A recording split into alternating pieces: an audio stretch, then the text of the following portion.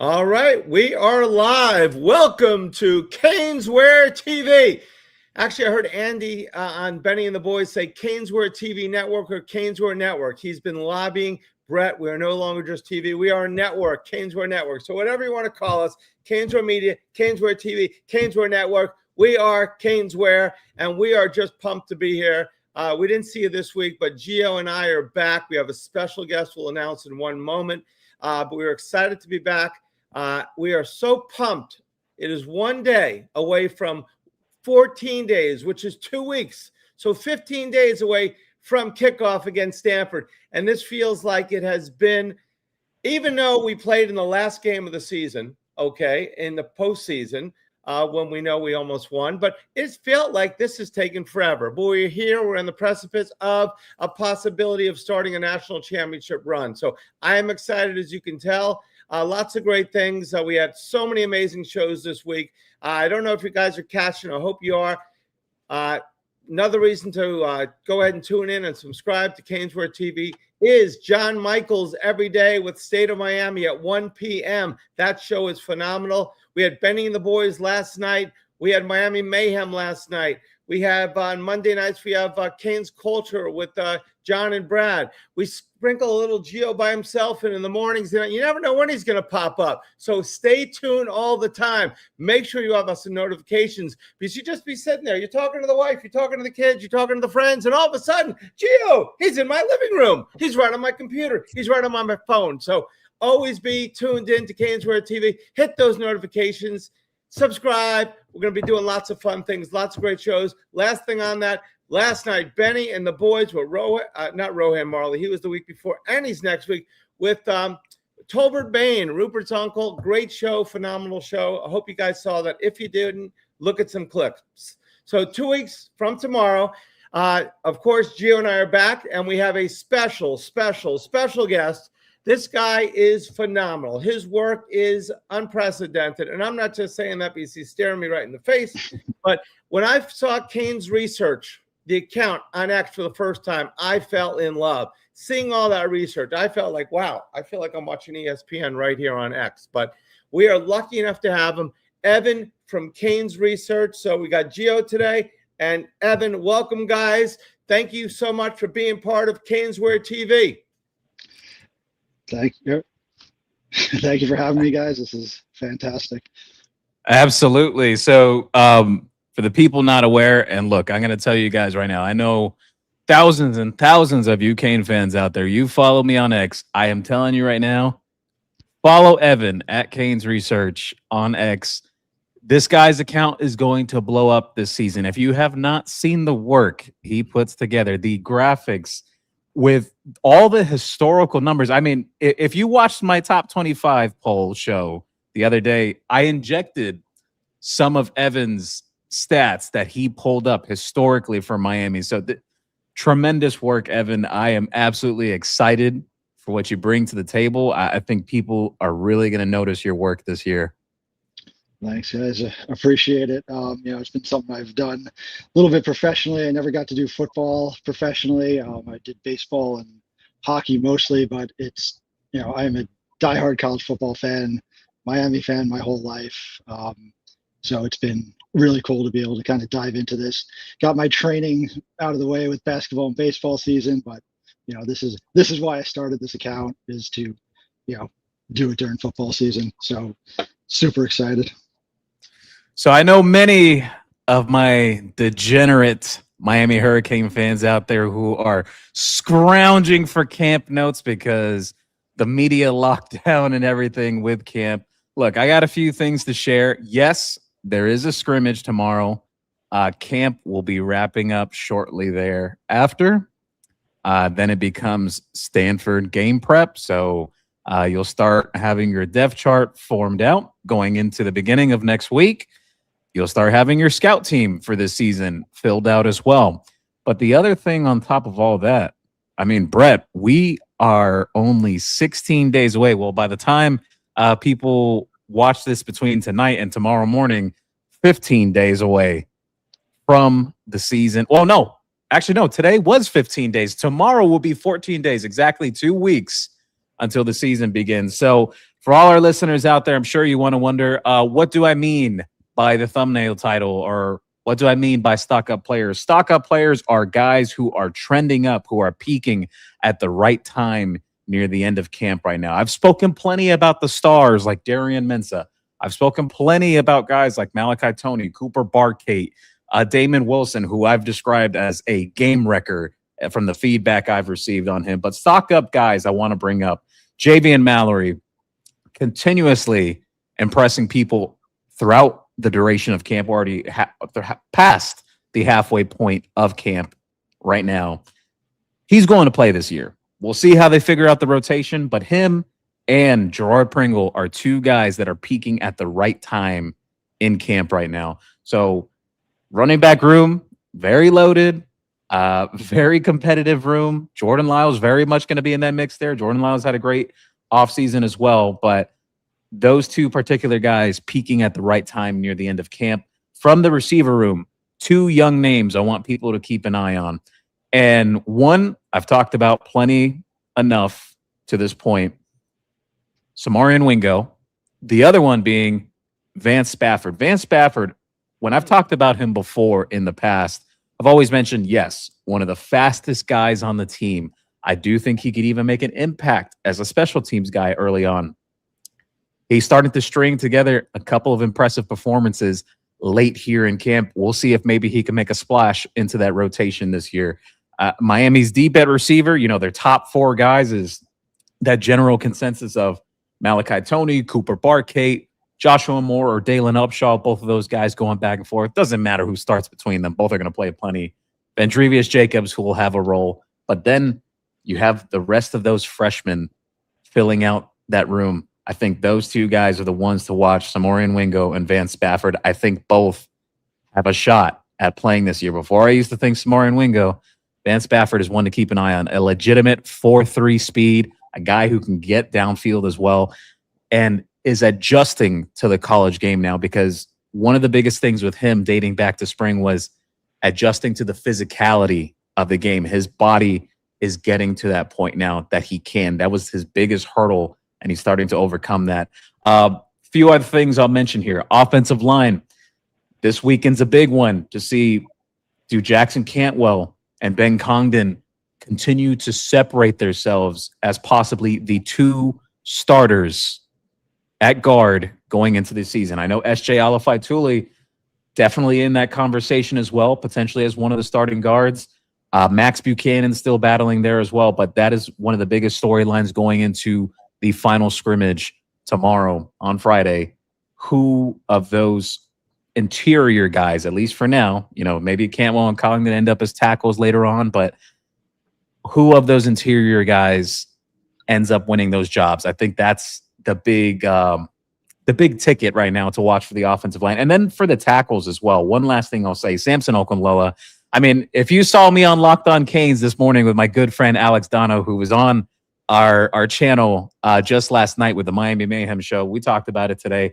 But Samson Okunlola, tremendous offseason he's having right now. He was banged up in the spring, missed time, down to 325 right now. Best footwork of the room.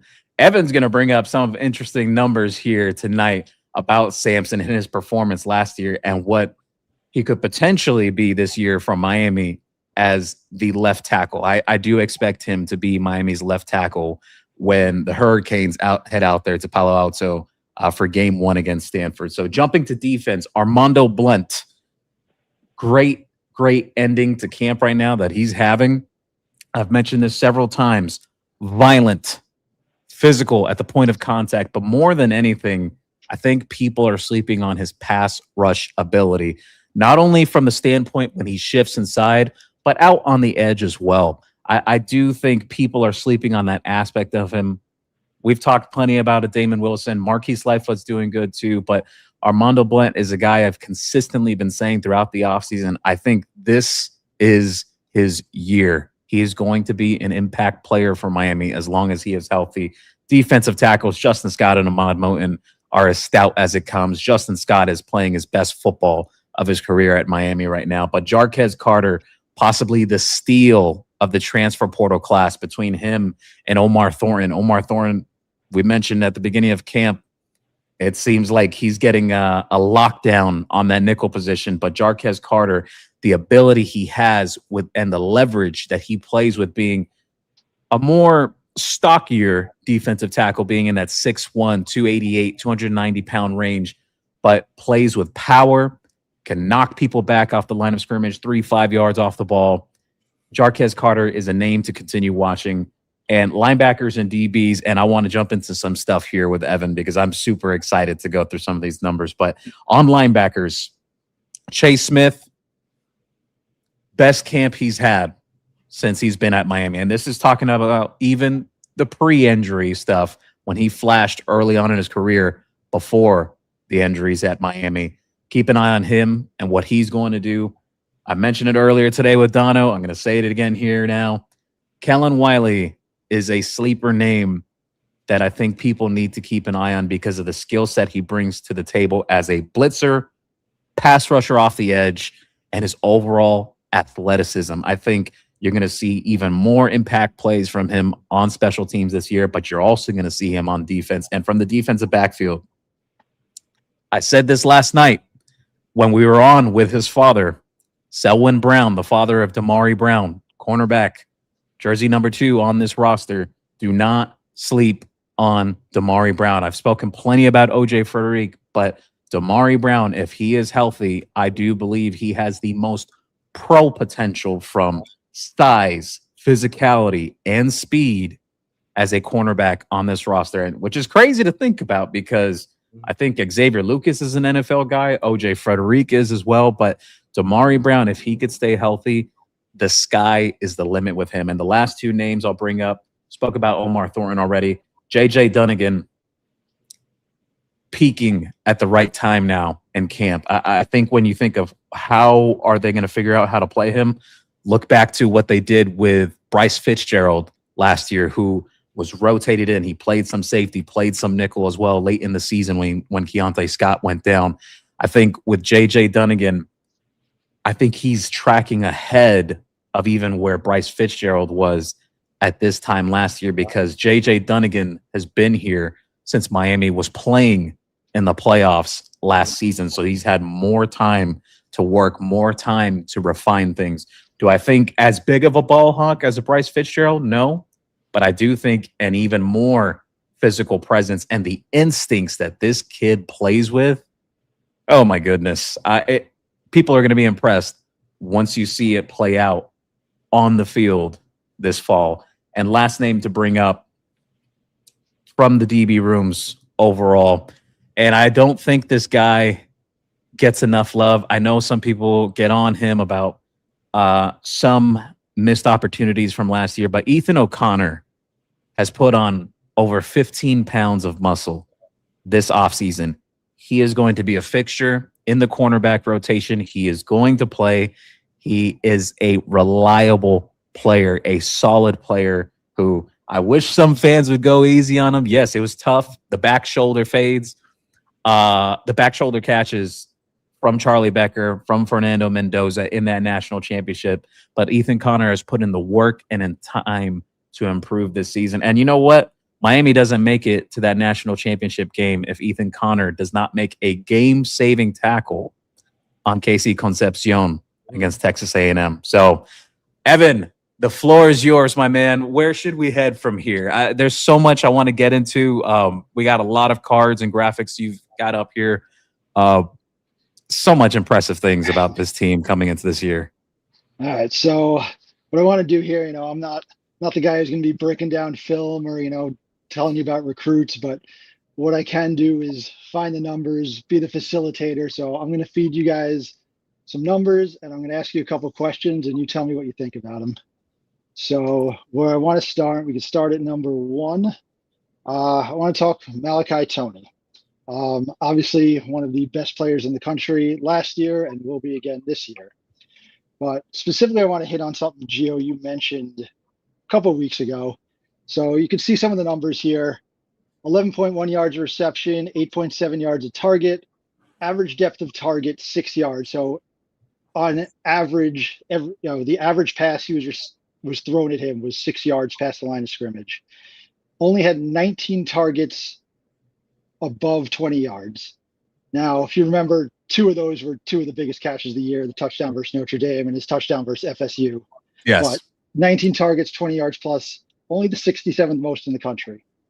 You see at the bottom, 74% of his targets are 9 yards or less, so 9 yards going back behind the line of scrimmage. Only 26%, 10 yards or more. So the question is, do we want to see Tony used as, will we see Tony used as more of a deep threat this year? And question 2, do we want to see that? Or do we want to see him doing what he does best and getting the ball in his hands close to the line of scrimmage? So I'll go with this, and then I want Brett to hop in on the opinion. This is my belief when I've watched Malachi Tony since he played at American Heritage. I watched him and Mark, Brandon Ennis, all those guys who played there. Xavier Lucas played there too, Damari Brown. But when it came to Malachi, the biggest thing I noticed is opposing defenses, especially their coordinators, I think they game plan around, look, we're going to give him everything underneath, and he's going to have to work for it and to beat us because of how dangerous he is being able to create separation when he gets the second and third layer of the defense beyond intermediate and the deep routes. I tend to believe that's the thing with Malachi. I know he was like Carson Beck's best friend last year. Like that was, I mean, Carson even mentioned it before the season started that, look, like this kid's incredible and how advanced he is in his understanding of the game. However, I do think it's that defense's game plan around that where they say, you know what? We don't want him to take the top off of our defense. We're going to give him everything short and underneath. I mean, I love the fact when he gets underneath, he turns. It's like a baseball player that's a speedster. He can turn a walk into a double. He can turn a single into a double or a triple, just by getting a single, and then he'll steal a base and steal a base. If Malachi, like very few before him, gets the ball with any space at all, I mean, he makes something happen. And once he gets going, though, his style of running, he's just not getting caught. He just has an angle. I heard Benny Blades talking about it with different players. They know how to run. The Michael Irvins who ran a 4.6 and guys like that, nobody can catch it because they knew exactly how to angle themselves on the field. Malachi's got the speed, but when you see him go, it's a different dimension. They can't catch him. They look like in real time they're right next to him, but they're not. He's just pulling away. So I hope they're double teaming him up top. And if they are, he's going to get plenty of plays underneath, and Cooper Barkate and Joshua Moore and Dylan Upshaw and everybody else is going to be burning them all day long. So I don't think it's going to be easy to cover this Miami team, but I like him underneath. And if they cheat too much, then he'll be able to be smart enough.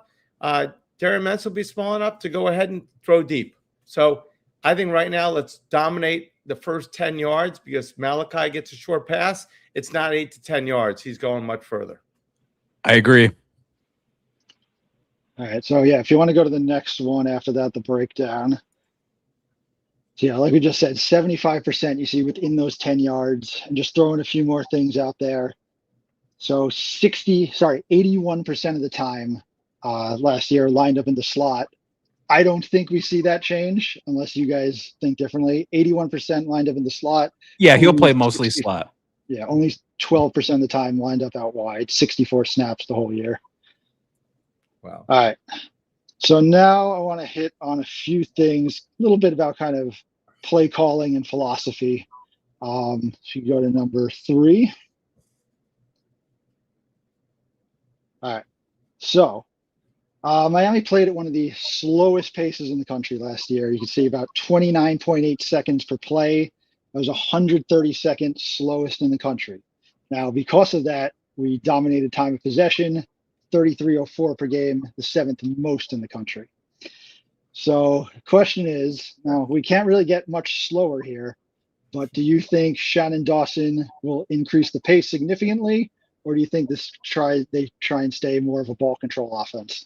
I think we're going to see a hybrid of the two between what we saw with the Cam Ward season and what we saw with Carson Beck. And I think for 2 reasons. One, I don't think Dawson and Heatherman are going to want to gas the defense where they're out there so much on the field because Miami's just putting up way too many points. So, and I also think college football, it's almost going back a little in the sense of the more successful teams, especially the teams that are making noise in the postseason.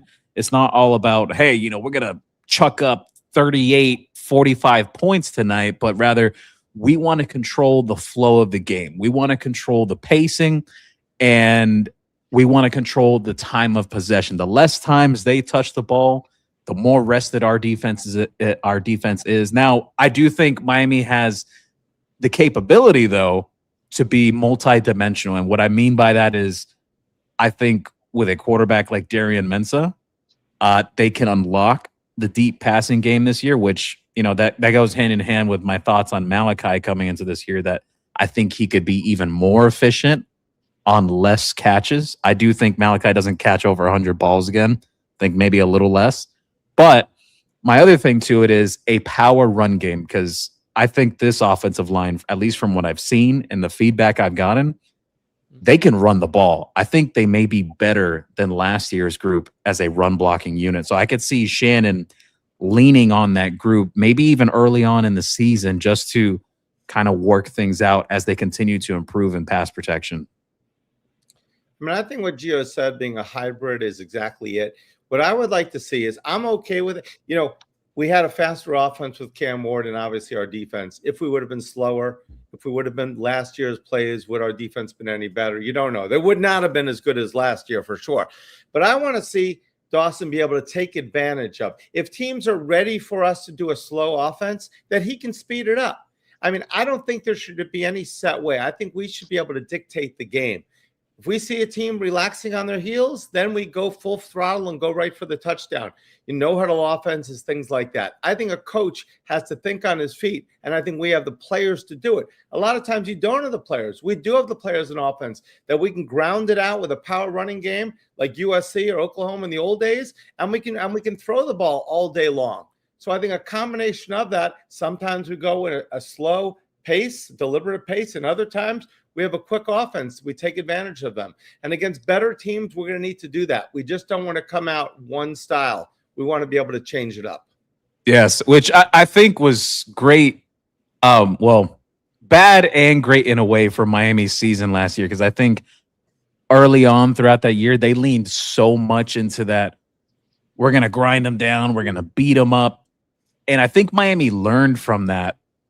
Not so much after Louisville, but I think more so after the SMU game, that like, hey, against these ACC teams, we may not be able to condense all these games. So I think you saw them evolve from that. I think you saw Mario and the coaches evolve after that point on, where they started getting other playmakers involved. They started getting a little more rotation going on, trying to get more points out there, getting a little more aggressive.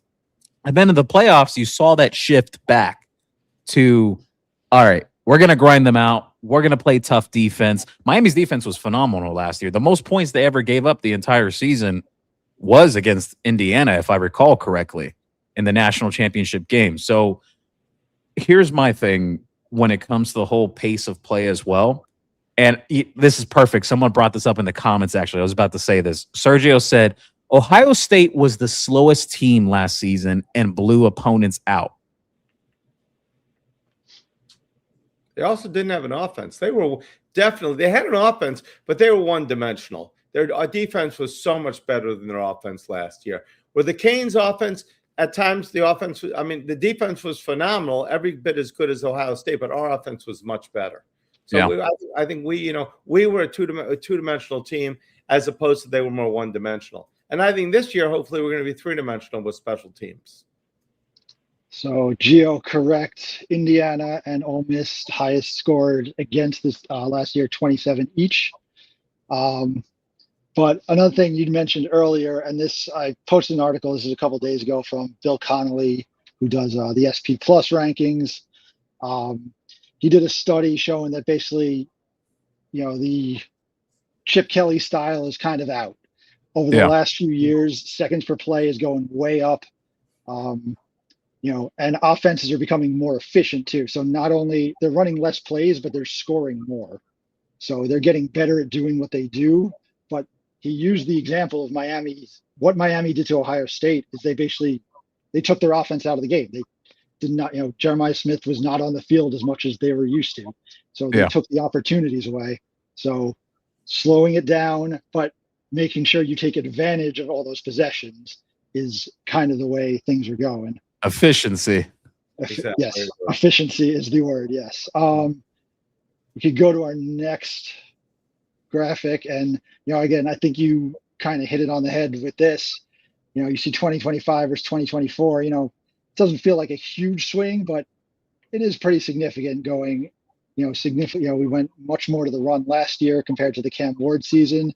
And like you guys said, it almost feels like, maybe right in the middle there, dead 50-50 is, where it should be with a strong run game and a stronger quarterback. Yeah, that's where I'm at. I think this team, the composition of this team, with the ability that Darian Mensah has, and he spreads the ball out very well. I think he's a facilitator type of quarterback. He doesn't really lock on to guys. He doesn't. People have been saying this narrative, at least some selective group of Kane fans. They're like, oh, well, he's going to be best friends with Cooper Barkay. I don't think that's going to be the case. I think he's going to facilitate the ball well. But when it comes to that run game, how deep the running back room is, how I'm pretty confident that the strength of this offensive line is going to be in run blocking.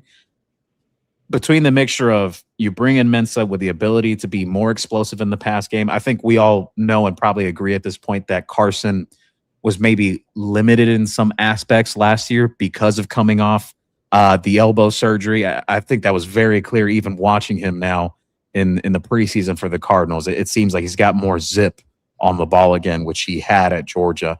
So I think it's going to be very balanced in the sense that somewhere in the middle of these last two seasons is, I think, where Miami lands this year.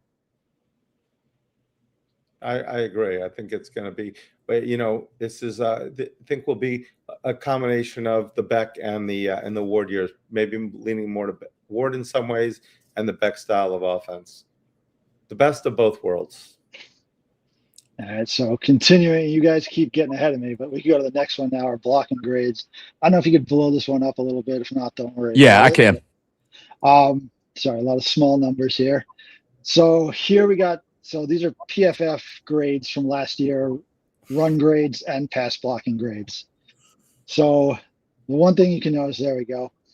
Our guys from last year who were, Margoa, Brockemeyer, Bell, and Cooper, all ridiculously strong pass blockers. Run blocking, fine, but their strength was pass blocking. Yeah. The three guys who are coming back who play, Rodriguez is a small sample size there, but if you look at McCoy and Openlola, they trend more towards running. So we may be, while we have the backs, the quarterback, the receiver, the O-line may be stronger in the run game this year. Exactly what Gio's been saying. All preseason, all camp, before camp. Gio. Look, I think Miami could still be an explosive offense, but with a dominating run game. Wow. Yes, for sure. I mean, listen, you dominate the ground, you're going to win. It doesn't matter. Yeah. Teams cannot beat you if you dominate on the ground. I mean, we run for 250 yards. I know that's not going to be great for the receivers as much, but then we just have to get 500 yards in offense. 250 run, 250 pass. The receivers have to say, whatever you guys run for, you run for 300, we're matching it, baby. So, I think I want to see this one. I remember you had mentioned this. Pressures allowed. So, yeah, I mean, you look at, 556 dropbacks last year, Beck was only pressured 72 times. So that means, people are only coming near him 72 times in 556 tries. They graded out the third best O-line, pass blocking O-line in the country. 1.25 sacks a game. Again, also top 20 in the country. So, the question here is, can we keep Mensah just as clean? Is Mensah's, a little more mobile? Do they have to keep him as clean? Yeah, so that's where I lean towards. I think I want the fans to understand this. For anyone who hasn't seen Mensa up close, or you have watched him on tape, I think the expectation people should have, he's not the biggest runner. He's not going to jet off for 30, 40, 50-yard runs out of nowhere every single time. He's not like your Michael Vick or those type of mobile quarterbacks. However, I think he fits in that mold of, I do think Cam had a little more improvisation than Darian did, but Darian has the ability to make those subtle movements that you need in the pocket. He has great pocket awareness is the word I'm looking for here, that he understands where he needs to shift. He understands when he needs to get out of dodge to extend the play. I just think the overall awareness that he has, it's going to go a long way for how this offensive line will get better in pass protection as the year wears on. I just don't think it's going to be perfect out the gate. Wouldn't you think that, I mean, looking at this, I mean, 20 sacks allowed, 72 preps, phenomenal.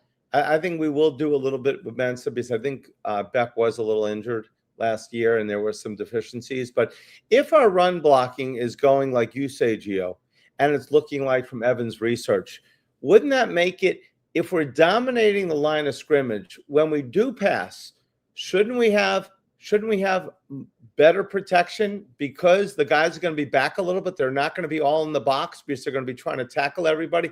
So they'll be on their heels. So wouldn't our pass blocking be better just for the fact that they're going to have to stay off the line of scrimmage, these defenders, because if they try to run on the corners or blitz or anything like that, they know we may take them for a touchdown right up the middle.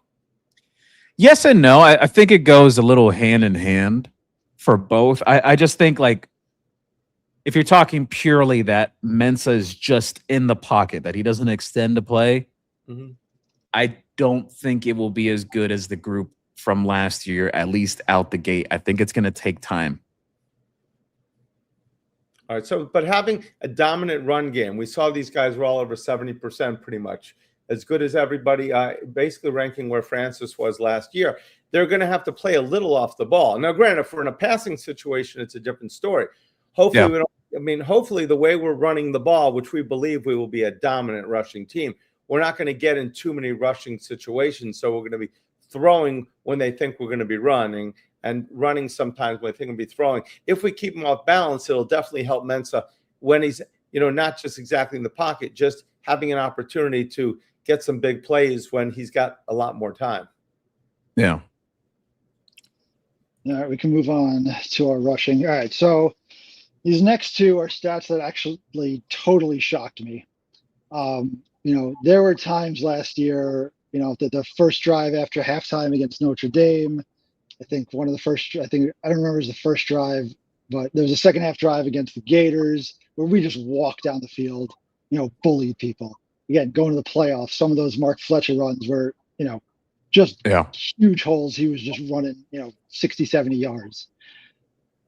But when you look at the overall numbers, we weren't that good in rush, total rush yards per game that you could chalk up to the pace of play.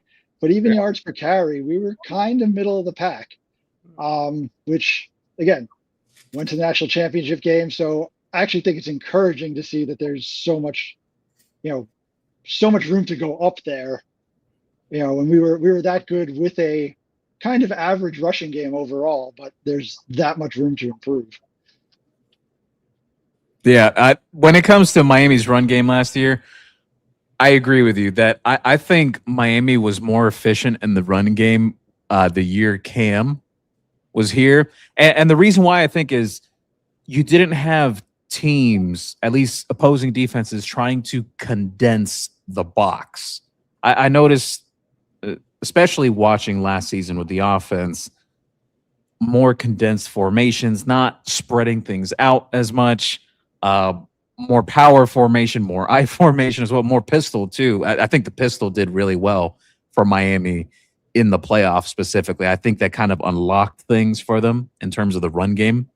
But I go back to the Cam Ward season, that ability that Cam had to extend plays and the accuracy on the deep balls to hit them, which I know Carson struggled with at times last year.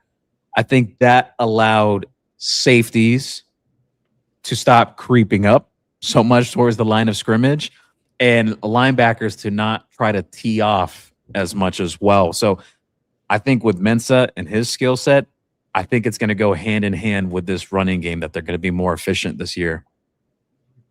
I'd be curious of three different stats. This stat versus this is, for example, after SMU, because it seemed like at the beginning of the season, everybody was talking about in the stands, really A gap, we know what the play is going to be. A gap, and then we opened up it a little bit after SMU. So I'd be curious what our rushing average was after SMU to the last game of the season. And then, as Gio said, back in the playoffs, we started going back to our power running game.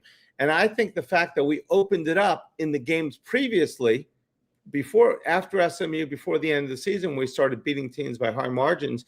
We went back to the power game. We caught teams again off guard, which I think is, misdirection is so important in sports. So, Evan, if you have a chance, I'd love to see what our stats were and during the SMU game, after the SMU game, and then the playoffs. I'm curious how much better we rushed in that, because we definitely ran for a lot more than 4.28 in the playoffs. Wouldn't you agree? So I'll give it to you right now, actually. So Wow. It was actually three parts, kind of a three-part story of the season. So first four games, Notre Dame, Bethune-Cookman, South Florida, Florida. They're running it really well. Running it back, 180 a game, 4.8 a carry. Wow. Then there's this lull. So Florida State, Louisville, Stanford was good, but we'll say Florida State to SMU. Now, Florida State, we threw the ball all over the field, so it didn't really matter. But dropped down to only 129 yards a game, 3.7 per attempt. So under 4 yards a carry in that kind of stretch that almost derailed the season. Then from Syracuse to the end of the year, right back up 149 a game, 4.3 a carry. Still interesting. How about the playoffs? Playoffs by themselves. Give me 3 seconds.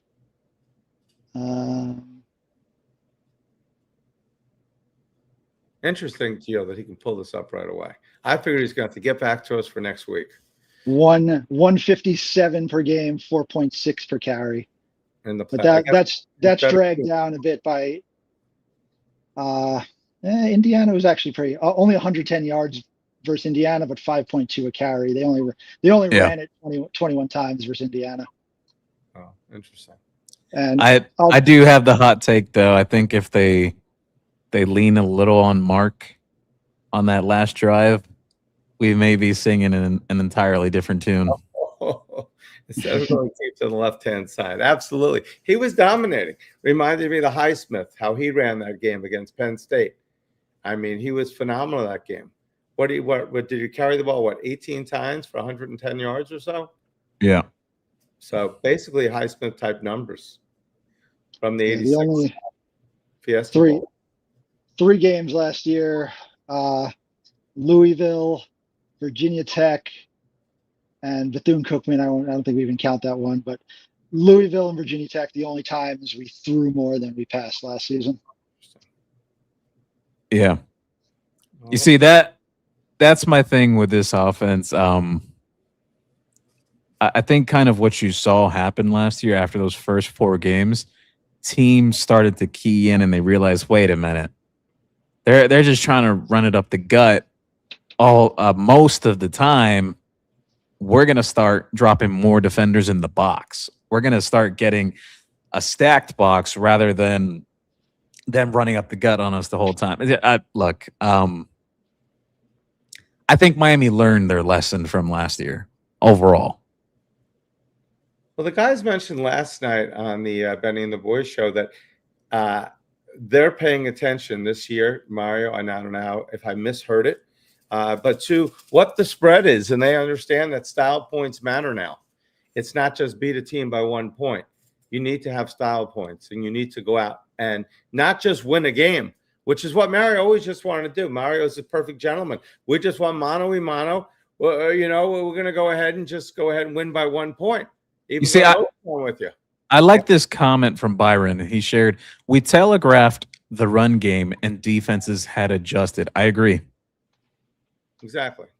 That was at 4 games. I do agree. 3.6 yards per carry is pretty sad for a team of our caliber.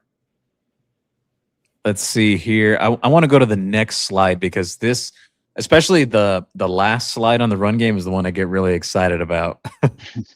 Let's see here. 3rd and short, 1 to 3 yards offense. Okay.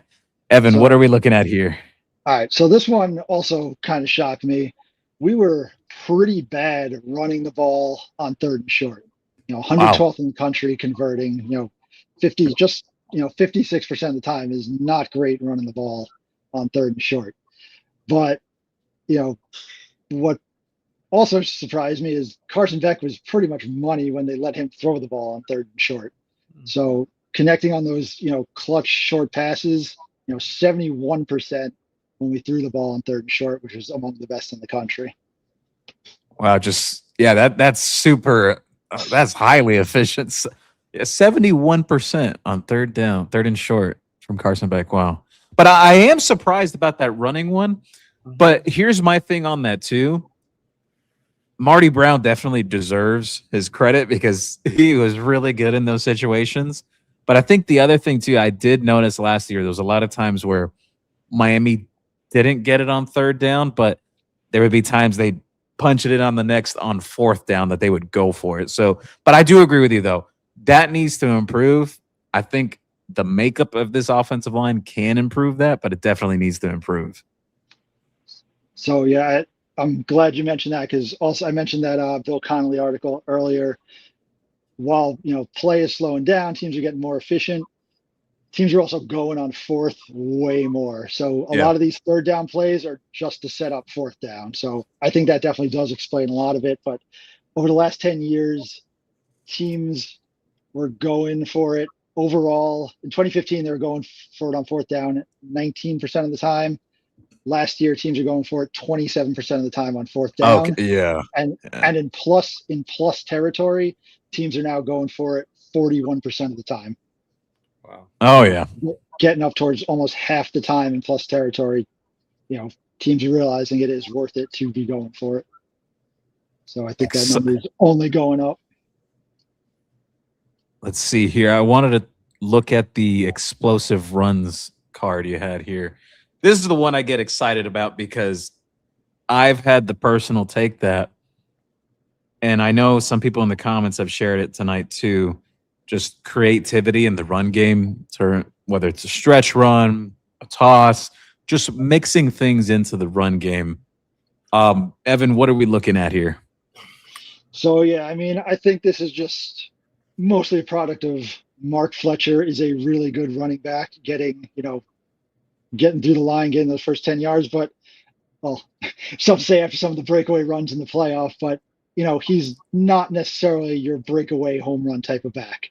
So you see, big runs of 10 plus yards. We had 73 last year, 32nd in the country, pretty solid. But getting to that, getting past kind of that second level and really hitting home runs, not exactly our strength. So, with the stable this year, with Lyle healthy and hopefully available, with Pringle going to get more chances, do we see that rush, those 20 plus yard rushes go up a lot? I agree. I do want to see that. I do think Lyle brings that element to the table. I think Pringle brings it as well. I think a few things boil down to it. Just a little more creativity. We saw some of that in the playoffs where they kind of mixed up a few things, some halfback dump offs as well.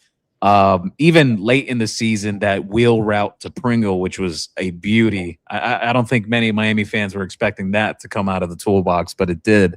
So just wrinkles like that, just getting a little more creative with the backs, whether it's from the run game or even just screen passes. I wonder how many, you don't have to look it up now, but looking at how many runs Fletcher had for more than 20 yards, he had to have at least 3, maybe 4 or 5 in the playoffs. So majority of those runs, a good portion of them came in the playoffs, probably, right? The 20 Yeah. Yes. So you had the one from Mark against Texas A&M. You also had the one from the national championship. I know he had one other big run. I believe it was in the Ohio State game. He had ran over someone. I'm not sure if it was 20 plus though. Yeah, late in the game, I thought so I thought he had 3 at minimum. So obviously he did it when it counted. Here you go. Fletcher, 36 runs of 10 plus yards, 5 of 20 plus. So in the playoffs, Okay. 5 of 20 plus. Well, he had. I don't have the exact games. I just have 5 for the season. So obviously the one versus A&M, obviously the one versus Indiana. Off the top of my head, those are the two. I know he had one early in the season. I believe it was the Bethune-Cookman game. So the other 2 would just have to figure from there. Yeah. I do think one other one came against Ohio State, if I remember correctly. Yeah, I thought he had a nice run against Ohio State. I think Pringle had a couple, didn't he, when he had those 2 games that he was in? Yeah. But I mean, Pringle, for the limited action that he had, I mean, he really did well. And I'd love to see more of him this year in the slot. I think you mentioned that Gio, seeing Malachi in one slot, him in the other slot, a couple of guys on the outside. That'll be very tough. Like a split backfield set. Yeah. They kind of showed some of that off last year, but I definitely would like to see a little more of it. Yeah, both of who do you go, who do you cover? I think it'll be awesome. Yeah, 3 20-yard runs for Pringle last year. Wow. In a limited time. That's amazing. Yeah.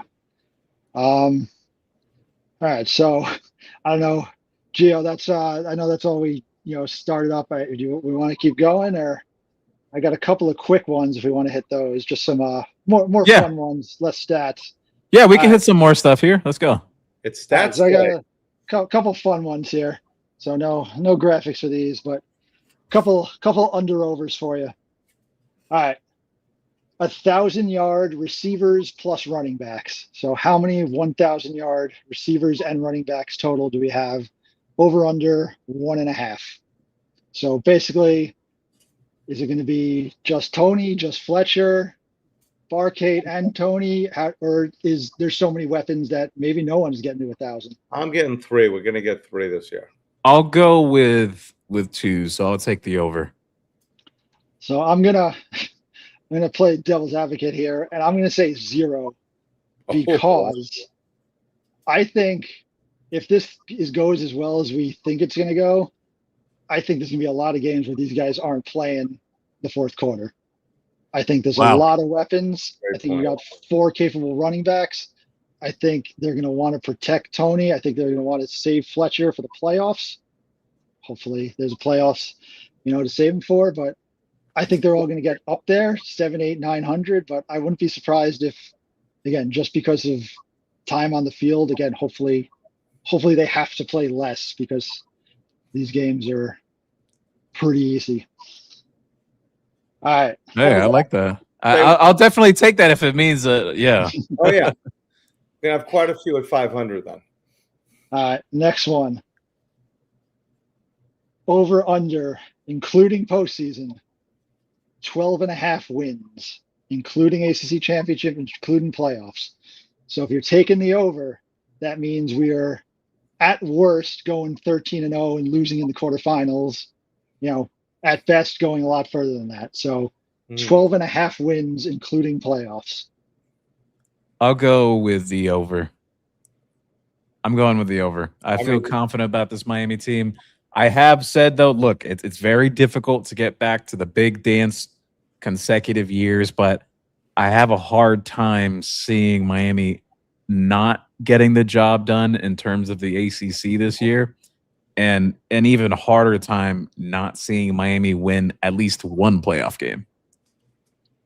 I think the over too, because if you're saying the under, there's no way we're going to win a championship because you need to.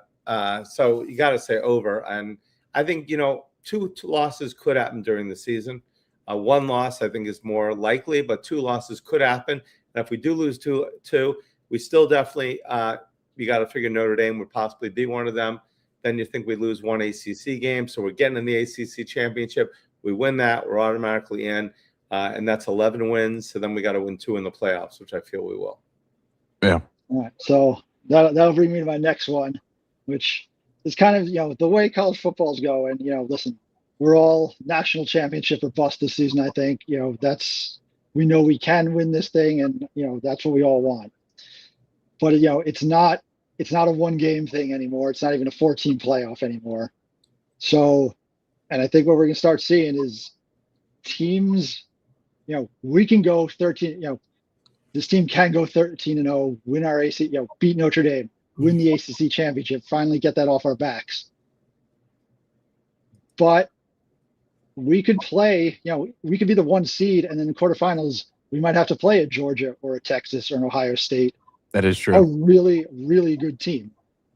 So, question is if we go 13-1 and lose a hard-fought, tough game to a really good team in the quarterfinal, which again I think is going to start happening because it's really hard to start winning, to beat 3 really good teams in a row, even if you are the best team in college football that season.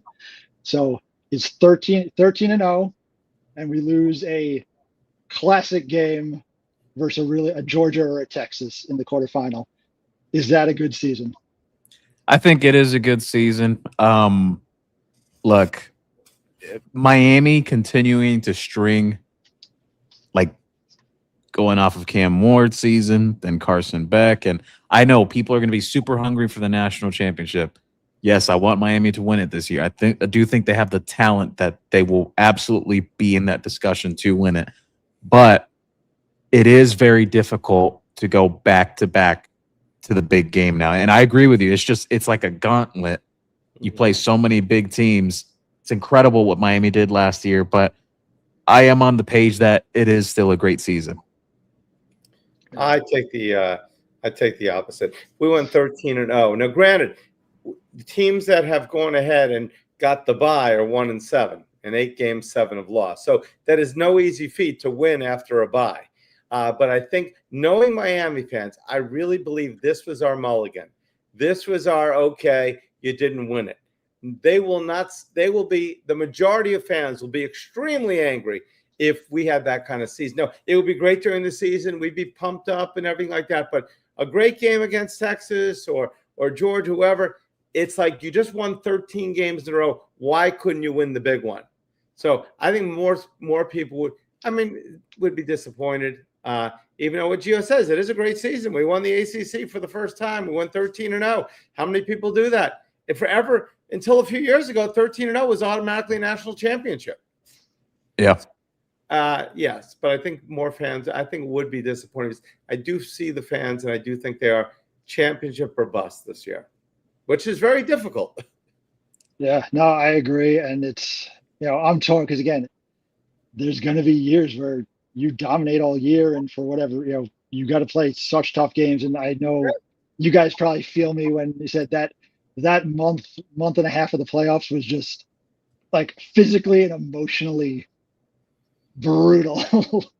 Like the highest highs, the lowest lows. And, it is a gauntlet, obviously for the players, but even for us too, it was a lot to go through. I look at 86. We dominated that team with Jerome Brown, Benny Blades, who Tolbert Payne was in the story yesterday. It's like, and then we lost to Penn State when in a game we totally demolished them, but we lost on the scoreboard 14-10 with Vinny having 5 interceptions.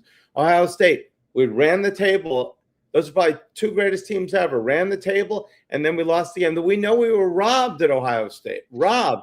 And the fans, you come away with that. So I know we're not champions like those 2 teams. They'd been champions, but I think the majority of fans would be upset. But like Gio, 13-0. If you say, would I take it right now? I would say I'll roll the dice and won't take it. And I agree, Gio would probably say that right now too.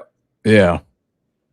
No, I agree. Evan, I wanted to say thank you for coming on. Guys, to all our listeners, we're going to have Evan back on very regularly, especially during the season. I know the stuff that you are going to draw out is going to blow people's minds in terms of the numbers. Make sure to follow him on X. As a matter of fact, you know what? I will share it here. see right there at Canes Research. Follow him on X. He has the best numbers and stats you will ever find. Historical, current, recent years, all the AP poll history. If you watched my AP poll show on this channel, it came right from Evan. Evan is the man. Evan, thank you for coming on, brother. I absolutely appreciate it. I want to have you back on very soon. Thanks, guys. This was a lot of fun. I appreciate it. And yeah, once the season gets going, once those numbers start coming in, I'll have hopefully some fresh stuff every week. That's gonna be so exciting. It is Absolutely. Absolutely. Forget baseball, forget basketball. It's football time. Can't wait, guys. Go Canes. Go Canes. See you soon, man. See ya. All right. What a great segment, Gio. Yeah. No, he's great. The stuff he has. Yeah. Oh, man. Amazing. And he's done baseball and he's done football, basketball, and he's done such a good job when they play games. I can only imagine how great the football is going to be. I'm always looking for set. Did that happen? What happened? Is it happened? Look it up. It takes you hours and hours. Even with AI, it would be difficult to go ahead and get the information. He's basically like the ESPN historical stats for the Miami Hurricanes. The stuff he pulls up, I don't see anyone else pulling it up. He has incredible work. So, without further ado, we're going to jump into some questions and answers, or questions and comments for the evening. Questions and comments. So Juan Manuel, bright and early as ever from earlier today, he said, "Hey, Gio, what you been up to today? I saw you at Dono with Locked On Canes. Great job. Listen, Gio, no one is disliking Upshaw's progress that he has earned. It's Joshua Moore's traits that gives Miami a higher ceiling." I'm with you on that page that Joshua Moore's got a very high ceiling, but Dalen Upshaw, man, don't sleep on him. Consistency. And not only that, wide receiver is a technician position. It is all about the craft. You saw it with a guy like Xavier Restrepo. He wasn't the greatest athlete, but it was all the little things that came to it. Let's see here. Gio, Tony Barcade Upshaw sounds a lot like an upgrade version of Tony Daniels and Marion from a strictly size and speed comparison. A Tony Barcade Moore presents a daunting challenge. I'm with you, but I think here's the thing, guys. I don't think you have to pit Joshua Moore and Dalen Upshaw against each other. I think both are going to play starter snaps. Exactly. There's going to be nicks around. The guys who can't line up every play. You're going to see the four guys go, the four horsemen. They're all going to play. Absolutely, Gio. So Kaviche, my good friend, always stops by. He said, "Go Canes." Thank you, brother. This also came. Wow, Juan was here really early. He said, "Hey, Brett, what merchandise is selling like hotcakes? What is available for winter wear as fall is coming? I need New York gloves, hoodies, even warm for those who prefer to wear them in socks." Okay, warm thongs. That's a new one. That goes with Wayne's branded balls, Speedos. There's lots of new stuff. The polos are phenomenal. We just got about 10 different polos. Lots of really cool T-shirts like the one I'm wearing and more. Jerseys, we will have all color Cam Morts. Xavier, not Xavier. Malachi Tony's in. We're waiting still for the blanks for the other players as well. But I'd say right now, I've got this really cool like South Beach hat, and hats are on fire right now. So many great ones. T-shirts, so many new ones. Hey, Juan, man, we got Hello Kitty in. We got Hello Kitty now. We got Disney. We got Scooby-Dooby-Doo. Where are you? We've got all the Warner Brothers. We got the Disney. We got the Hello Kitty. We just got so many great T-shirts, so many great polos, so much great stuff from Adidas. Amazing jackets coming soon. We probably won't have those for about a month or so, since it's about 120 in the shade right here in South Florida. But thank you for asking, Juan Manuel. Mr. Hey said, "Hello, boys." He also mentioned next Wednesday, 7 p.m., we will have the great Rohan Marley on Benny and the Boys. Yes, on Caneswear on YouTube. Check it out, Rohan Marley, for a full show. Pop in your album, your 8-track player, your cassette tape, your whatever you got, and listen to that show. The stories are unbelievable. Things that I am a fan since way before the championships. That's how old I am. It was so many stories that are so great from Tolbert Bain and Benny Blades, and then Selwyn Brown comes on. Listen to that show. That's one of those shows you can listen to over and over and over again, and you'll say, "Wow, I never knew." And these guys are just cracking up. talking about Jimmy. The amount of Jimmy Johnson stories is phenomenal, Gio. Yep. So Blue Green Street asks here, Gio, are we going to sign Jack Pyburn? So Jack Pyburn is one of the 16 players that was granted the temporary restraining order in college football, where he could leave Bucks camp and he could go and sign with a college football team. Brett, this is getting crazy now. We saw it with G League players from the NBA before, and now it's happening with college football. I don't like it, Gio. Yeah, I don't like it either. Here's the thing, though. When it comes to Pyburn, yes, there is history there between him and Miami because came out of the Jacksonville area. Mario did recruit him. But I will say this. I have not been given any indication or feedback to this point that Miami will go in that direction.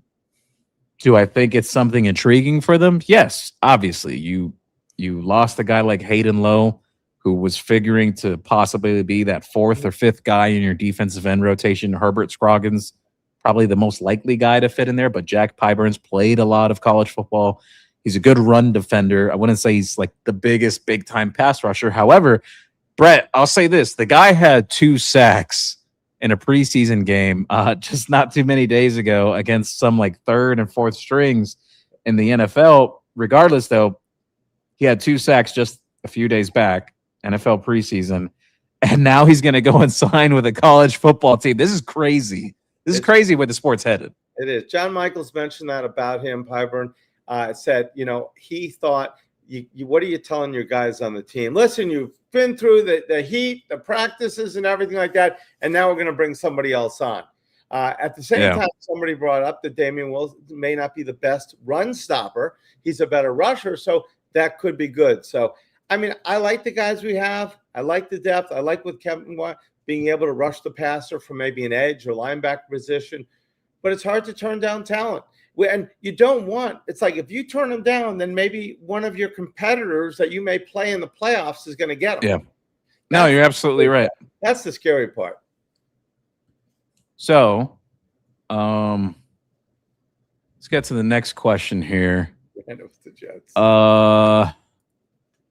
One also asked, if Miami gets Jack Pyburn and Daquan Wright, for anyone not familiar with Daquan Wright, he is the former Ole Miss and Virginia Tech tight end. He's been playing in the preseason as well in the NFL.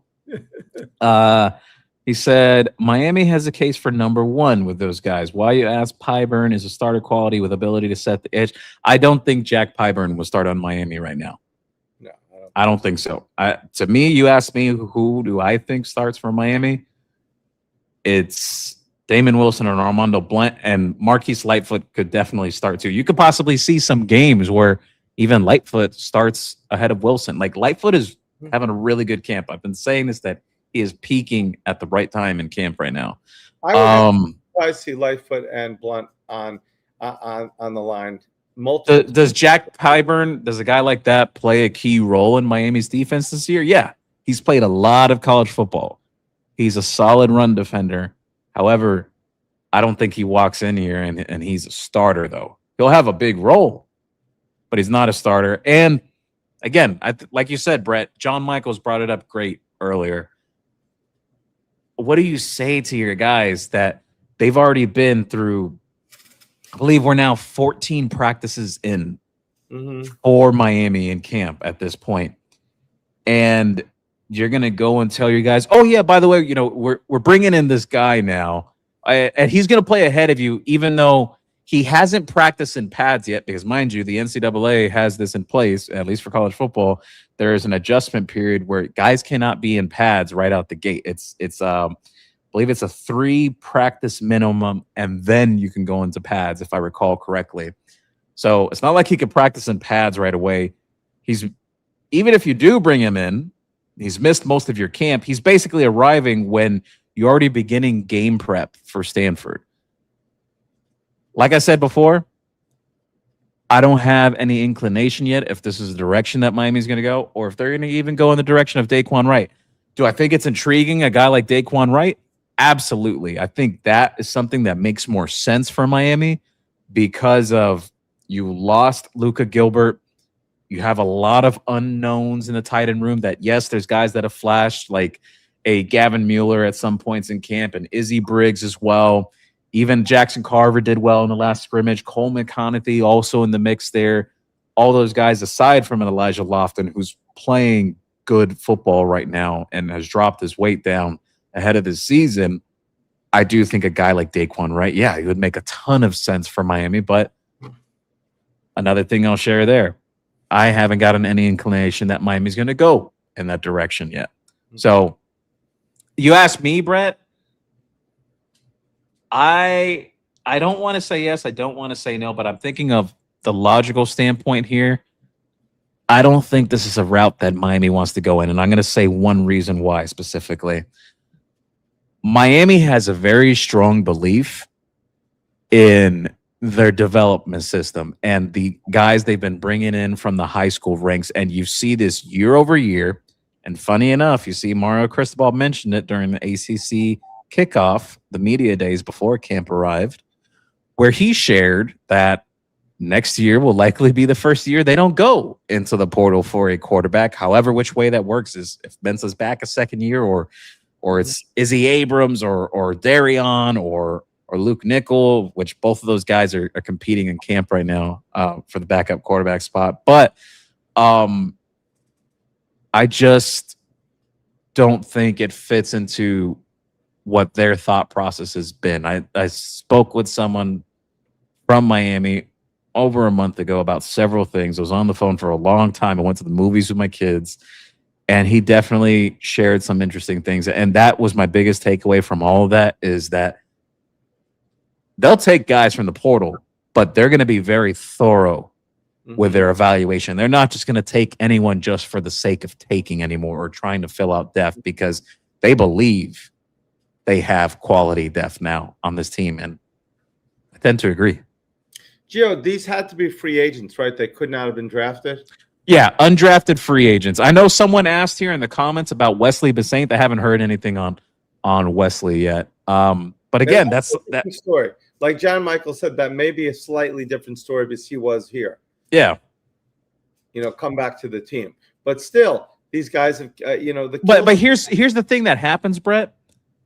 Those guys are not guaranteed a starting spot. Like a guy like Jack Pyburn, I think there's a possibility a guy like that, he's going to want a big role on a team. Like he's going to want to be starting, to be honest. I don't think he starts at Miami. I think he's a rotation guy. It's not like they're not going to be, even if they don't play that much, there still could be a free agent next year again. They get their money. They come in as depth. Let's just say injuries happen. They come in as depth. That's the only reason I'd see it. I would not be playing these guys right at the beginning. They got to nip this in the bud right now. This can't go beyond this season because it creates you're opening up a can of worms for the sport. We're letting kids go to now. I always thought if you declare for the draft and you don't get drafted, you should have the opportunity to go back to your team. I always thought that should be the rule. Okay?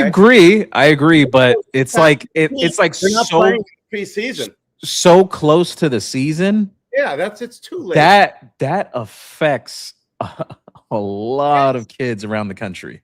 It's way too late. I mean, if you don't, the rule, okay. If this was back in spring, I get it. Yeah. But Brett, we are less than 2 weeks away from the first game being played this season. Not for Miami, but just college football in general. We're less than 2 weeks away. Less than a week, I think. Isn't the first game the first game is the week before the Miami game? Virginia, North Carolina plays week 0. Week 0, yes. Yes. So yeah, we're right around the corner. Juan asked about Wesley. We spoke about the Wesley thing.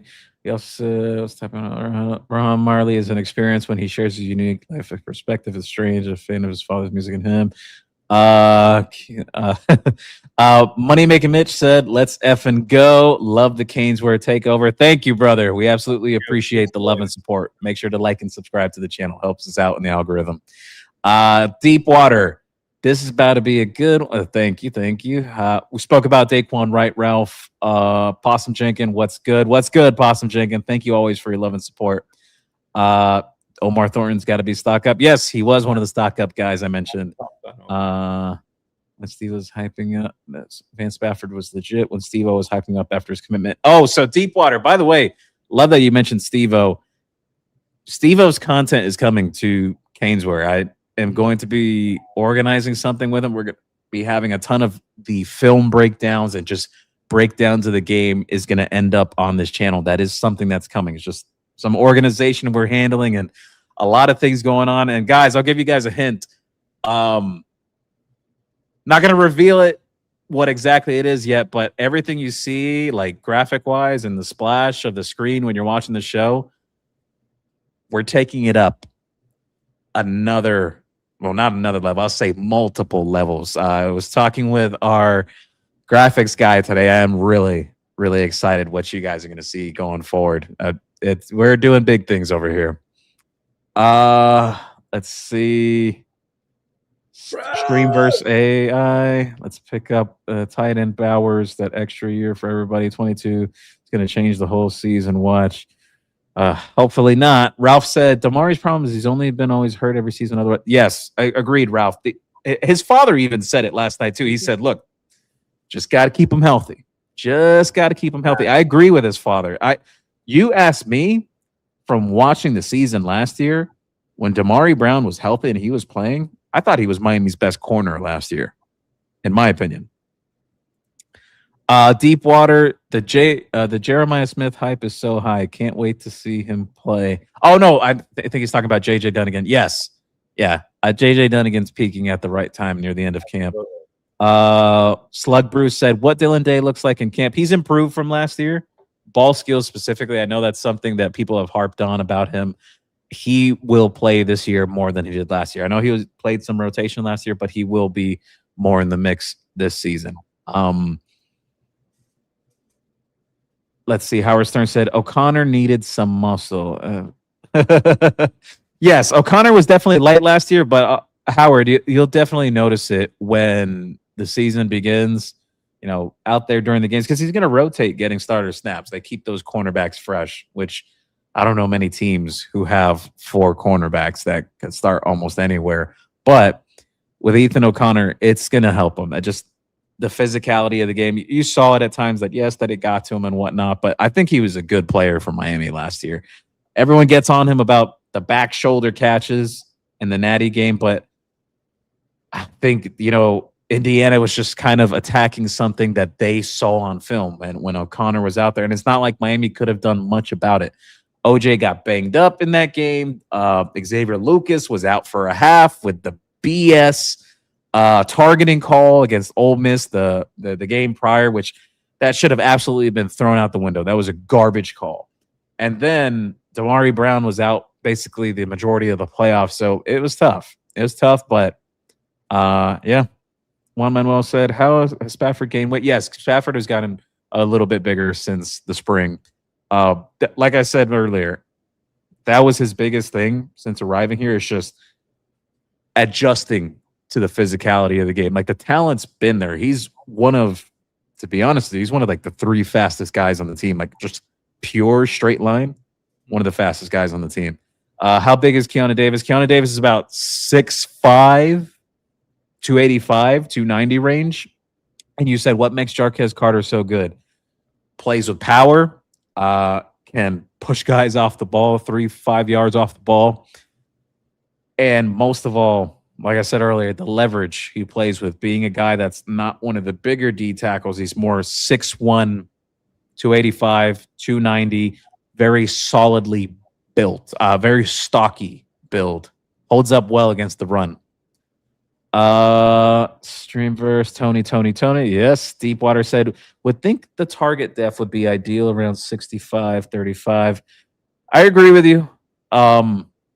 I do think, though, that Mensa will unlock a little bit more of Miami's deep passing game this year. I think there was a lot of missed opportunities last year.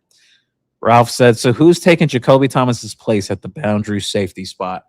I think you'll see more of Zachariah Poyser playing there. Omar Thornton could still play some safety as well, but I think Omar will majorly be Miami's nickel to start the season. He's a very good fit there.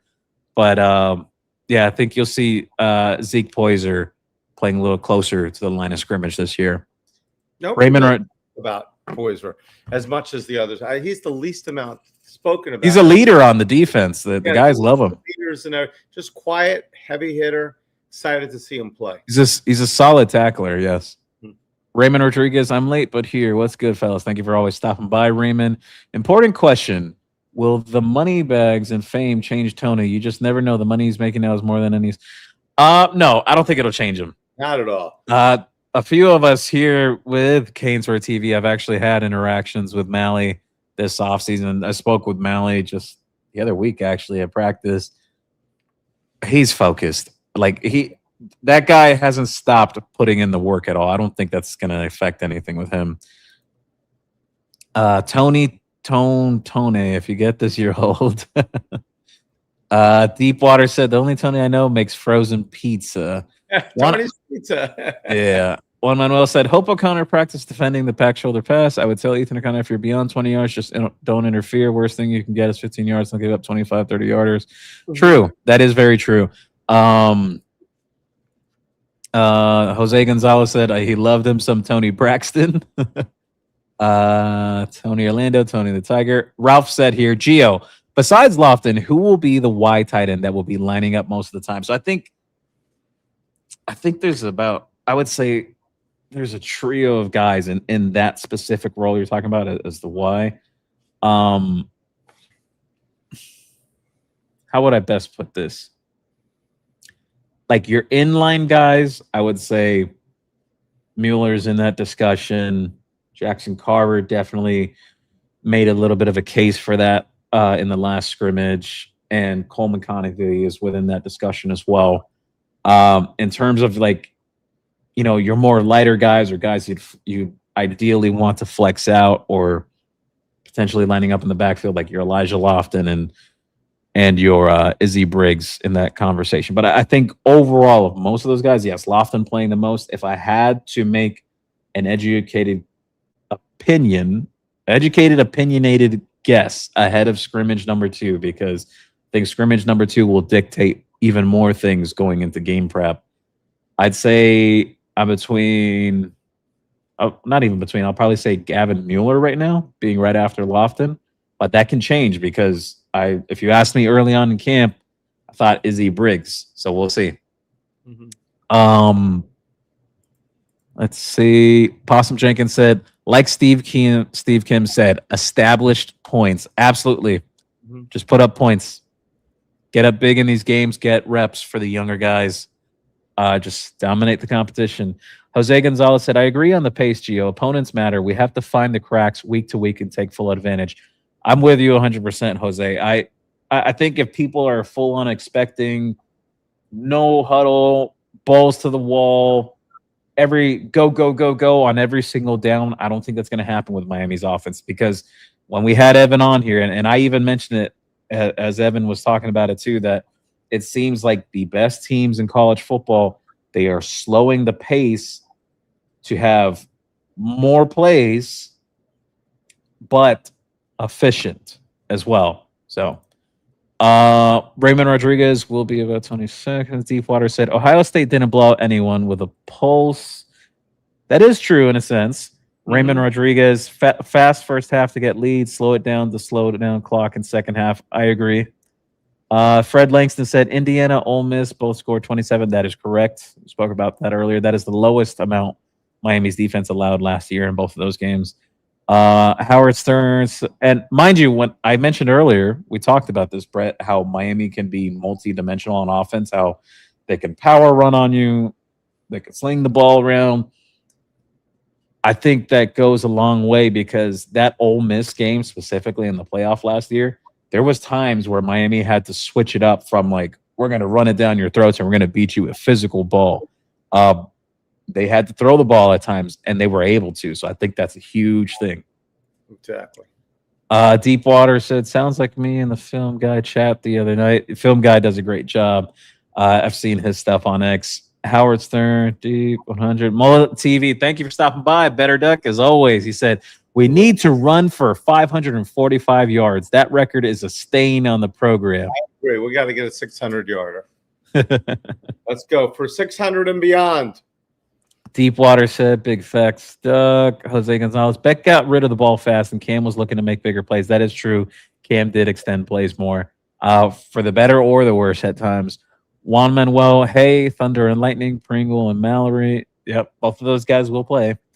Deepwater said, Fletcher, Pringle, Mallory got some burn, but I don't think he gets as much as some people think. Too much talent in front of him. Yeah, it's a deep running back room. We'll see how they handle it. It's hard for me to even tell you guys who's gonna be 2, 3, 4, 5 in the sense of like the order, and everything could change from week to week as well. They'll go with the hot hand, but I think definitely committee approach throughout the year, and then they'll start leaning on some guys as they get closer into the postseason. Ralph said, Gio, will tomorrow be a close scrimmage? And if yes, will you have any access at all? Yes, tomorrow is a close scrimmage. No, I do not have access there. So if you're expecting me to have something right away, you're going to have to wait. As I get things trickled into me and I ask some people, I'll see what I can get. But yeah, I won't have something instantly right after they finish. Byron Ross said, run scheme led to average run game. Totally. We did talk about that earlier. Juan Manuel said, big mango shock too. Sergio shared, the Cam Ward offense was a better rushing team than last season. I agree. And I think it's because they were able to spread teams out more. Correct. They weren't one-dimensional up the A-gap for half the season. Juan Manuel said, pistol, shotgun, what about the bazooka? Well, the bazooka is not an offensive formation, but we shall see. Byron Ross, more outside runs and some misdirection. Stop being scared of negative run plays. They are hindering these explosive backs. I agree with Byron. Totally. I do think they need to get more creative in the run game. And you saw that take place in the second half against Indiana, where they changed up what they were doing schematically up front with the run game, that it started working, and Mark broke off the big run. We started gaining more yards on the ground in that second half. So I'm with you, Byron. Just more diversification in the run game, especially because of playing to your players' strengths. I think guys like Lyle and Pringle, get them those opportunities to get it there out on the edge. No, we definitely turned that game around, because we were like 17-point underdogs at halftime in live betting, but we did break it up and came back fast after the Fletcher touchdown. I mean, 3 plays basically. The obviously the interception, the block punt that Bauman didn't tackle anyone, and I guess a multitude of plays with the 15-yard run that he scored. Mendoza scored the touchdown, banging off everybody like a pinball when Blaine was completely. How did he not fumble on that? How did he not fumble? I mean, that was just a will that he was will to win, and the back shoulder pass. Every time we had them to stop him, they got the play. So it's but I thought dominated the second half. Oh, absolutely. It's just I know some people have the hot takes out there that maybe if Dawson switched certain things up in that first half, maybe it's a different story. Look, I always say this. I got a good friend who I've known for over 15 years now, and he said it. He put it in the best words to me after that game a few weeks after. He said, it felt like everything that could have gone wrong against Miami that night did, and it felt like one of those games that 9 times out of 10 you possibly would have beaten them. But we don't want to go there, Kane fans, because you know what? That's stuff like Ohio State says. They did say that after Miami beat them.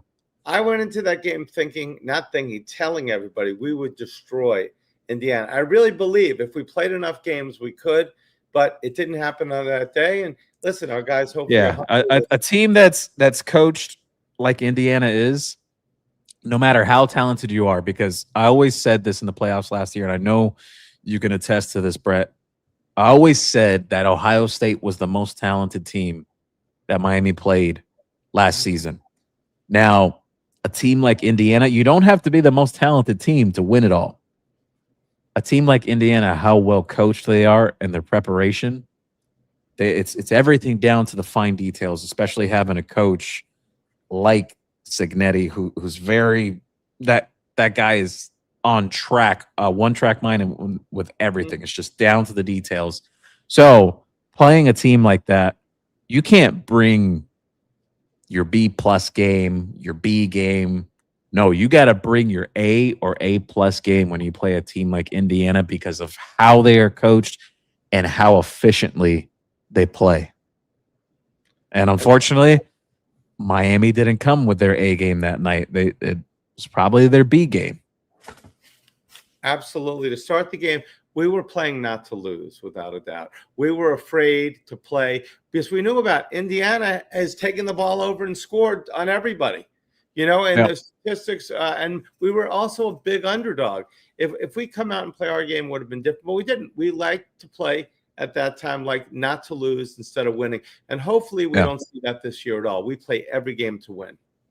So Ralph shared here, will 8 receivers be enough to cover a long 12-game season? And plus, seems to me like it's too few a number of receivers.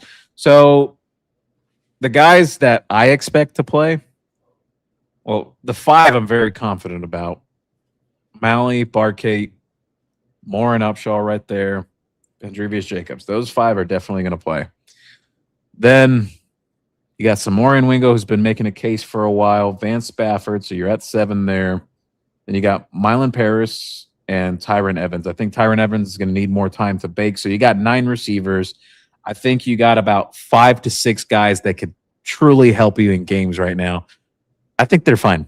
I think they're fine. I don't think you're going to have a wave of like 4 receivers get injured or whatnot. Look, injuries happen in games. Like there are guys who play with injuries throughout the season that people are not aware of. So I think they'll be fine. And not only that, they'll lean on the run game as well. Great point, Gio. DZ Din, are we going after a kicker in the portal? No. Miami has a kicker competition going on right now. Last I've shared on that was Jake Weinberg having a little bit of a leg up on that competition, has a strong leg, 56 of 61 on touchbacks on kickoffs last season for the Florida State Seminoles. He's been competing against Jack Olson in camp. The transfer from Northwestern Miami brought in 2 transfer guys, just like they did last year with that competition between Carter Davis and Burt Auburn. With Jake Weinberg, some of the feedback I got on him boils down to he actually got with a personal trainer this offseason to work on some of his mechanics as a field goal kicker, and it sounds like it's been paying off, so we shall see. But that's a competition that's still ongoing, and I expect that to still keep going until we get to game day. Wow. Let's see. Possum Jenkins, watching the Louisville game, it was clear. Oh, no more A gap for life from Sergio. Deepwater said we already got 2 kickers in the board. Yes. Byron Ross said that graph proves that Dawson should yank when defenses think we're gonna ying. I agree with you, Byron. I love plenty of Dawson's concepts in terms of the pass game, but I've said it too, man, that I do think it lacks a little creativity in the run game. I know it's not all him. There's game planning that Mirabal gets involved and everything whatnot, but I do think they have to consider that some of mixing it up on a toss, you get to the outside, off tackle. I think some of that needs to be incorporated. Sergio said screen passes for the running backs. Yes, we spoke about that. I know Mario wants to insert his dominance up front, but he needs more in his toolbox when it's 3rd and short. Yes. He would A gap or he would go ahead and pass. And we saw how much passing, he passed 20% of the time probably, and it worked out much better than they run. Juan Manuel, gentlemen, there are no gentlemen in football. You lie, cheat, and steal to do whatever you survive and win. Poke them eyes. Geo Kane, thank you for stopping by. Do we run the wide 9 defense? Can we run it in a 4-2-5 defense? That is a question I'll have to get back to with Steve-O because I would have to scrub through a lot of film. He would know for sure. Money making Mitch, we will have quick feet everywhere on offense. Defenses will not be able to catch a break. I agree. I do think Miami's become more explosive on offense. They have more guys that can stretch the field. Juan Manuel, they need to use Pringle as a multi-purpose weapon. Absolutely. Deepwater, don't know if we're running one night, but Muzzy and Bain lined up in the wide 9 plenty. Yeah, so If you're talking about, yes, when I know exactly what you mean now. Yeah, where Bane was lined up very out wide. I can't speak to that specifically. I haven't been seen or been told anything schematically for Miami defense at this point. Just guys that have kind of stood out and who's doing well and who's tracking well. Not anything schematically or down to every fine detail. Oh, this guy's got 7 or 8 picks in practice or whatever. Nothing to that extent, but we'll talk about it soon. Let's talk with Steve-O. Juan Manuel Dawson has Tony Boom has a fixation. Possum Jenkins, he ran 1 against South Florida 2. I love duo, old school power, but more mid zone, wide zone, and counter. I agree with you on counter runs. I do think Miami should run more of that. I think Mark Fletcher would do very well in that type of scheme. Deepwater said running out of the pistol seemed to help Fletcher. Yes, it did. We spoke about that earlier. Miami definitely ran more pistol in the playoff, and it helped out Fletcher. I think it gave a little more of that running stop rather than you're at like this complete dead stop in a shotgun formation way out. Jose Gonzalez, one thing about Mensa is he likes to spread the ball around and keep a defense off balance. The offense is going to look way different this year. Yes, Mensa being elite with his deep ball will open up everything underneath, run game included. I agree. I think Miami will be able to spread teams out more, which will create lighter boxes, a.k.a. like the Cam Ward season. If Mensa plays 16 games, he will throw for 4,000. I think he can. Yeah. If with that amount of games, yes, I do think he can. Howard Stern, if Miami making a deep playoff run, Tony has to get to 1,000 yards. Over 16-0. Gio Kane said, if we go undefeated during the season and win the ACC championship game, that's 13-0 right there. Number 1 seed possibility. True. It's a long season, man. I got to see how it plays out. But we will have some season predictions very, very soon as we get closer to the season actually beginning. Want to know 16 times. Sergio said 2019 LSU wide receivers. Chase had 1780 and 20 touchdowns. Jefferson had 1540 and 18 touchdowns. Miami could do that. I think in a nutshell, yes, Miami can do that if they push their offense to be that way. But I think with where college football is tracking, and even Evan said it best earlier, just the trend that the top teams are doing now, it's not so much hurry up. We're gonna throw the ball downfield. We're gonna do this. Hurry up. No huddle. Keep them off balance. Keep defense off balance.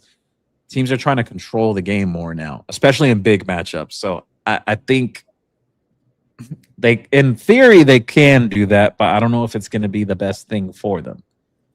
Jose Gonzalez, go ahead, Brett. Receivers in the NFL right now too. Yeah. Jose Gonzalez shared it's a good season, but we want a great season. Yeah, so on that question earlier about the playoff thing, Moneymaker Mitch said we had by far the toughest road to a championship last year, and we get it done this year. Indiana does not make it last year on our side of the playoff. Totally. I agree. Yeah, I think Miami definitely had a much more tougher road. Junior Barr, win the F and ACC already with no drama against ACC teams. 100%, Junior. I am 100% with you. Miami has to get that monkey off their back. Uncle Joey, win the ACC and national championship in the same year. Book it. Wow. Would be nice. Andy said, I know you guys are a little bit younger than me, but going with one loss in a season back in the heyday was a losing season if we didn't win a national championship. It was national championship or bust. He's right. Yes. But I just think we're in a different era now, though. It's so difficult to run the table. Like Indiana had a few scares last year. Like they weren't out of the woods against Miami. They weren't out of the woods in what was the game? It was against Oregon. I believe it was the Oregon or Penn State game during the season last year where they had to get that late touchdown. In Penn State. Yeah. DC Forever Loyal, 25th anniversary season. We getting one this year. Would be great. Stay tuned in for the surprises they have honoring that team this year. Jose Gonzalez, thank you, Evan. Mullet TV, he's got me. He was good. Evan did a great job. I think Evan blocked Better Duck. You never wonder why. Andy said, good job, Evan. Slow Phones. I like the name. They both real good friends. They were in the same dorm room, Josh and Upshaw. Yeah. Kane's Research said, thanks, guys. Absolutely. Thank you, Evan, for coming on. Junior Bar said, guys, crazy. Good stuff. Kane's Research. Who spells out 7? Hey, hey. Kane's Cats Heat. Thank you, brother, for stopping by. He said, Columbus, baby. We're number one. Yeah, Christopher Columbus had big time game tonight. Amir Sears, again, big performance. 5-star commit for the Hurricanes. One of the best two-way athletes to ever come out of South Florida. Junior Bars at 15 days. Yeah, Bishop. Hey, Cade's Cats. He is definitely feeling his alma mater tonight. He said, Bishop Gorman, where are you at? St. Francis, where are you at? We want the smoke. Duke Brownham. Yeah. For anyone who doesn't know, Cade's Cat, he is a Columbus alum. He is ride or die for the Sea Pride. Junior Bar. Canes have a good team. Like where everyone's rosters is, don't want other teams to get a chance to get players and improve their roster. That is true in essence. Rock and Rants. I love the questions he brings. Not sure I want somebody who was an NFL camp now that we only have 9 days left in camp or whatever it is. Hard to blend that person into the team. That's a great point. And I think that's something we even spoke about earlier, Brett, that it's just weird. Like you're about to begin game prep. Like almost any other school in the country, you're about to begin game prep with camp coming to a close for several respective schools. And you're going to bring a guy in during the middle of game prep week to join your team. What do you say to your position room that when you bring that guy in? I agree. And it's like, it's only 16 players. It's not like everyone's getting one of these players. Yeah. Select. Yeah. Gio Kane said, we need a true center and a tight end for depth. I don't know if a center will come available, but they do trust Ryan, so we shall see. And tight end for depth would be great. Like, hey, if a guy like look, someone out there find out if Cam McCormick could leave the Patriots front office and play one more year for the Hurricanes. I don't think anyone will complain about that. Let's get him a 9th year. Front office. Rock and Rant, it was the Jets. Come on. Deepwater said, not from the portal. We don't. Dudes coming back to college from being in the NFL for any amount of time is foul. I agree. Ridiculous. Benderland said, Mario isn't going to turn down an opportunity to acquire talent. True, but I do think this is a scenario that's a little bit unique compared to others. Moneymaker Mitch said, Gio, is Casey Barner the safety and two-way player from McEachern High in the Atlanta area on your radar, and have you any real interest from Miami? He is like that. He does have interest in Miami. He's a guy I've spoken about before when we've gotten into recruiting discussions. Absolutely a name to know for Miami in the class of 2028. Miami is absolutely on his radar, and Miami has him on their radar as well. So they both like each other. There's mutual interest between both sides. I mentioned he's played for Raw Miami as well. He's spent plenty of time in this area. There will be other contenders, 2 other teams I know for sure, Alabama and Georgia, and I believe Ohio State's in there too. But we will have more recruiting stuff, though, very soon again, guys, because once the season opens back up, recruiting is going to open back up with the doors flying wide open when it begins. Giovanni Kennedy, thank you for stopping by, brother. Longtime supporter. He said, Gio, great interview on the high school interview. Oh, he's talking about when I was on WQAM. Do we get back to the championship? I do think Miami's a team that's in that conversation. I think every year in college football, at least for the past 5 years, in my opinion, I think there is a range of 5 to 8 teams each given year that could realistically have a chance of winning it all in a given season. When I look at those teams taking a step back, my picks, teams I think that are capable of winning it all this year, I think Miami can. I think Ohio State can. I think Notre Dame can as well. Don't sleep on Indiana because they are a very good, well-coached team. Again, this time last year, Indiana was ranked 20th in the country. And the other team I'm going to throw out there, because I am not going to give flowers to Oregon, and I'll say specifically why. They've choked in the playoffs 2 years in a row. And I'm not giving flowers to Georgia either because Georgia hasn't won a playoff game since they last won a championship. College football is a what have you done for me lately business. So, I went on that whole rant about the AP poll the other day. They are definitely disrespecting Miami in the polls. But the fifth team, a dark horse I have, Oklahoma. Oklahoma has a damn good defense. And if John Mateer can get in gear with that offense, they're going to be a problem this year. I think Oklahoma is a sleeper team this year. What about Texas? I've been seeing. I mentioned Texas as well. You did take Texas. That's Texas, Ohio State week 2, isn't it? Yeah. That'll be a good one. We'll see if Arch gets his revenge on Ohio State. True. Juan Manuel said, I said a starter quality, Deepwater starter backup. We don't need him. Frank R 1983. What it do, fellas? Thank you for stopping by, Frank. Let's see. Juan Manuel. A star. Richie, thank you for stopping by. Let the young ends eat now. I agree with you. It is Armando Blunt and Marquise Lightfoot's time. They are going to be difference makers on this team. Great. And Coach Cristobal feels that way too. Uncle Joey said, Margaret Cristobal knows talent and is ready to rule the college football world. Yeah, he can evaluate, definitely. And he can recruit too. You know what's funny?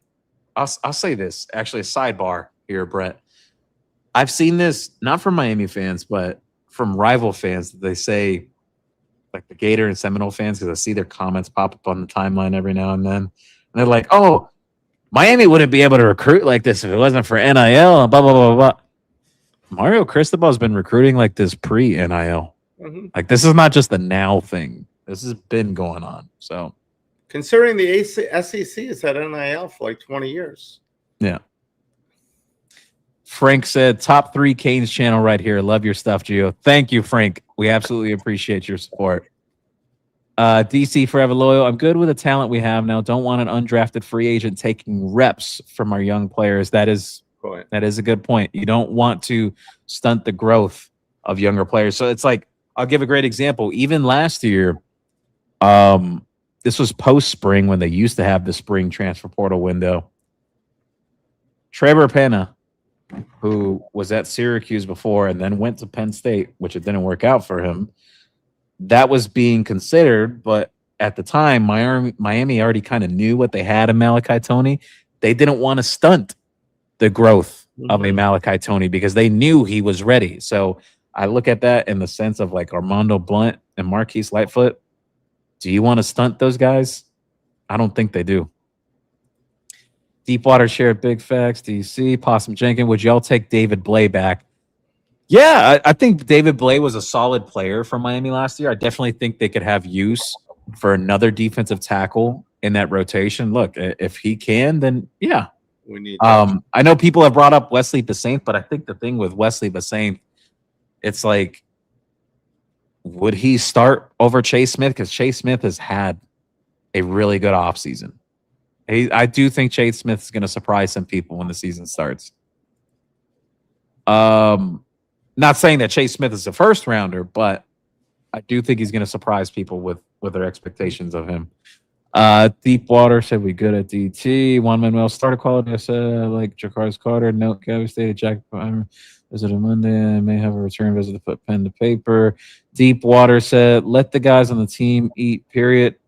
Juan, I haven't heard anything about that, about Pyburn visiting Miami, but that would be news to me. Gio Kane, if we win it all, Mensa goes first round and the number 1 QB in the portal comes calling and we have a chance to get him and the backups didn't play that good. Mario's going to get that QB and I won't be mad. We'll see. Look, I do think there's a method to Mario's madness. You know, maybe he has in the back of his mind, hey, you know, we could have a great year, but what's guaranteed that Darian gets a first round draft grade? Because yeah, I know someone will point out today, oh, Darian Mensah was projected to go number 1 overall on Bleacher Report. I'm going to say one thing right now about Bleacher Report. Bleacher Report does not have NFL scouts. NFL scouts, they still have questions about Darian Mensah's arm strength, not at the collegiate level, but at the pro level. Mm-hmm. And this is why he's not a consensus first round projection right now. Things can absolutely change, but it's not a foregone conclusion he's going first round. But hey, Miami has a big year. Mensah continues to improve. I know he's worked on his upper body this offseason, which, the hope and expectation within that is for him to continue to improve with his zip on the ball, being able to get the ball further downfield, more arm strength. That does correlate. So we shall see, but so much different ways it can go. But I will say, though, you get a guy like Izzy Abrams, that is a big investment going out and getting a 5-star quarterback, one of the 2 best quarterbacks in the country in his class. So when you make an investment like that, I think it goes to show kind of what your inclination is going forward. Richie also said, hope second year in Heatherman's system, we don't look vanilla again. We relied on our talent, but now the film's out. Prove me wrong because Guidry got us on wait and see, but offense, different story. I think with this defense coming into a second year, I think they're going to be much more comfortable with what Heatherman does up front and within the secondary as a whole. And I think linebacker just in general, Muhammad Toure being more healthy now, and he's got so much experience within this defense from the past with Heatherman. Chase Smith has played a lot of college football. You got some younger linebackers starting to peak a little. I do think the defense can be better than it was last year. And this is not the first time I've been saying this. Mm-hmm. Thomas Bacero, if Miami cleans up the penalties and the special teams, they will be good. I agree. They do need to clean up the penalties. There was some lapses with the offense last year. Deepwater said, pray we don't sign the Jack Pyburn guy, Rock and Rant. It's only going to be this season. It's because the NCAA are a bunch of idiots and they didn't just grandfather this class and with a reasonable time. Yes. Yeah. Well, I mean, Richie said 2 weeks away from first game. Let's let the boys eat that have been practicing. I agree. Deepwater, Jack is a sellout that belongs back at LSU and Kiffin is still Rock and Rant. NCAA brought this stupid stuff upon itself. You could see it from a mile away. Yes. CFT sign Pyburn. Deepwater said F Jack Pyburn. Keep him at LSU. Sign Okay. Gio Kane said, Gio, give us the players' new numbers. We know Tony's number 1. What other key players changed their numbers? So Marquise Lightfoot switched from 12 to 8. Cam Pruitt switched from 22 to 4. Gerard Pringle switched from 22 to 0. Dalen Upshaw switched. Well, Dalen Upshaw wore 2 numbers last year. He wore 13 and 15. He first started off with 13 last year. He's wearing 7 now. Anyone else notable I want to mention? Bryce Fitzgerald switched from 13 to 3. Anyone else out there? Chase Smith switched from 41 to 9. What is the single digits? They all want single digits? Yeah, guys all want the single digits, man. Oh. But yeah, those are the ones off the top of my head I could really think of, like key players that switch their numbers. Richie said, Gio, team up with Pete, Kane's Pulse. Sometimes I think y'all have good content. Yeah. Look, I'll try to hit him up, or if he hits me up or whatever, I'll reach out to him. I have Pete's number. So, Rock and Rant said, what do you want these guys to do, though? The NCAA should have put this rule in place back in December. Then they could have made a decision about even signing a tryout contract. Court losses everywhere. Yeah. Eddie Delva said, good evening, gentlemen. Thank you for stopping by, as always, Eddie. I wanted to know you two could invite the guy from Peek Around the Corner podcast to give us Canes fans a good insight to realignment from a Miami Hurricanes perspective. Let me take down that name, and we will get back to you, Eddie. Over under on 1.5 freshman All-Americans. So 1.5 freshman All-Americans. I'll go shoot. Well, I do expect Mallory to play, but I don't think he'll play enough to be a freshman All-American. I'll go with you know what? I'm gonna go with the over because I do think Cantwell and Congdon are going to have big years as long as they stay healthy. And I think J.J. Dunnigan could definitely be in the discussion. So I will go with the over. DC Forever Loyal. Get a Richie said, is Portis really like that? With that said, next year's DB room is still yes. Clinton Portis' son is really good. The instincts he plays with and the ability he has to break on the ball to create a turnover. He has shown that several times since fall camp had opened. I think I said on one of the last shows actually that if it wasn't for like Thornton and like Bryce, like those guys being able to play nickel, I think you would see Portis even more this year. So definitely he's a guy to look forward to for the upcoming year. But he will play this year though. Ralph said, I thought it was a mistake doing away with the second portal. It gave players a chance to move on if it didn't work out. And don't forget, we picked up Jacoby Thomas and Keontae Scott in that second one. Yes, you are correct about that. Let's see. So Gio and Brett, are you feeling confident on the linebacker room? It sounds like both Pruitt and Wiley are poised to emerge. Yes. I think, in my opinion, when it comes to the linebacker room, look, do they have a superstar in there? You have to see. I don't think there's someone proven to that level yet as a superstar linebacker, like your Ray Lewis's, your Dan Morgan's, that type of linebacker. But I do think they have good players in the room. I did say after spring that I felt more optimistic about the direction with that room because some of the young players were starting to step up when Mario was pushing them in the spring and in public media settings. He said some comments. So I think they're a solid group. Is it going to be up to the standard yet that Miami Hurricane fans expect? I don't know. I don't think so just yet, but they're definitely going to be improved. How the problem is depth, I think. Yeah, a little bit.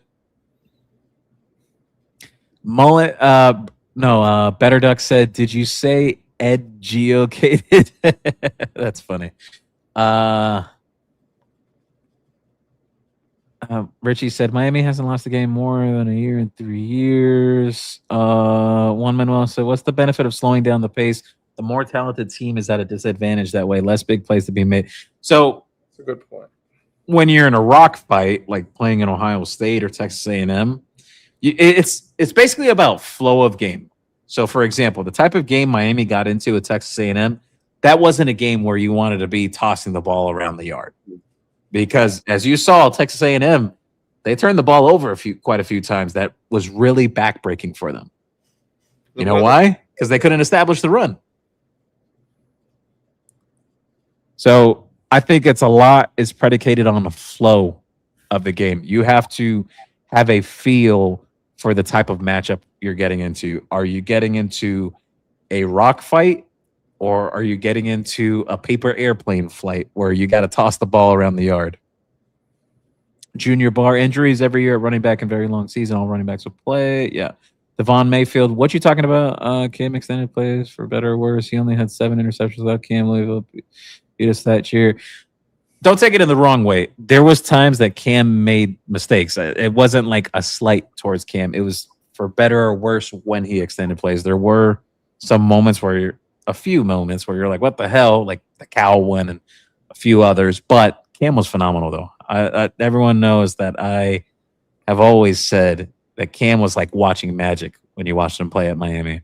I mean, the biggest knock against him, the NFL, was he holds the ball too long, which we saw sometimes he just liked to hold it.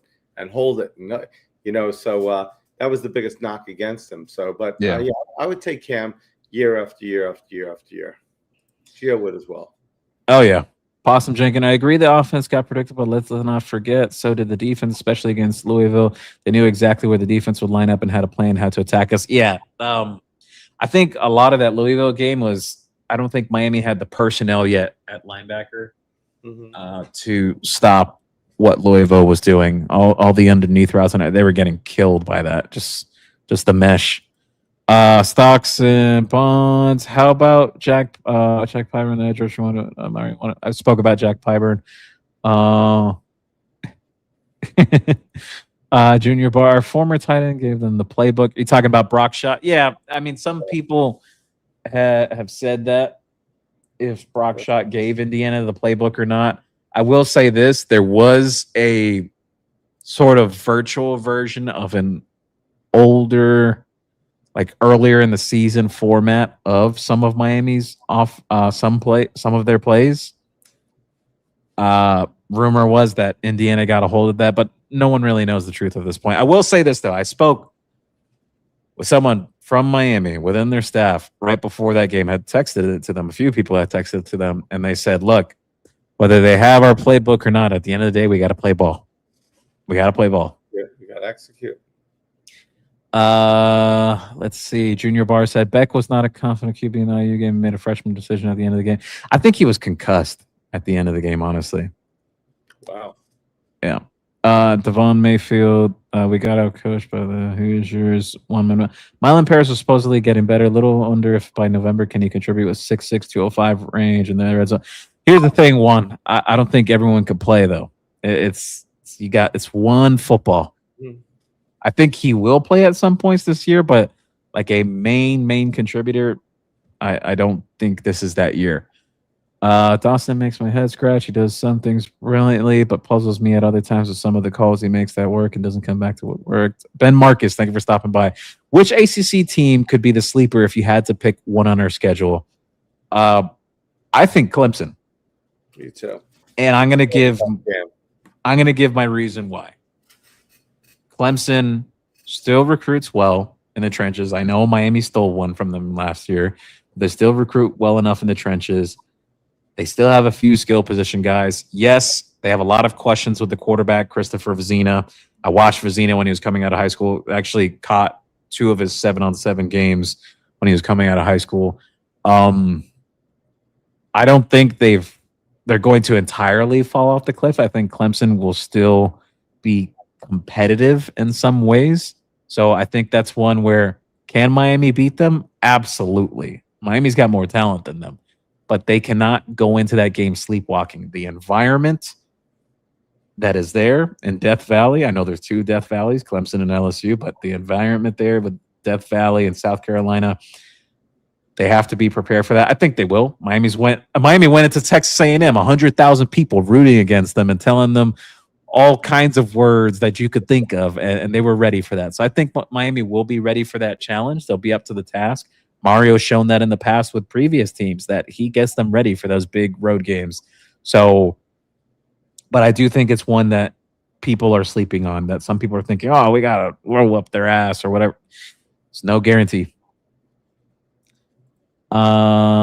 DC Forever Loyal, the jerseys I'm already knowing. Gio Kane said, just think about that we'll be 2-0 in Vegas after the last game of this year and the first game of next year. Yes, at least as of now, unless there's going to be more schedule changes, we'll see. Because Miami was originally supposed to play South Carolina to open up this year before the 9-game conference schedules came into play. But yes, Miami, Utah next year to open up the season in Las Vegas. I do plan to go to that. So as long as it still holds. Juan Manuel, ACC is huge pimp. That's funny. Yeah.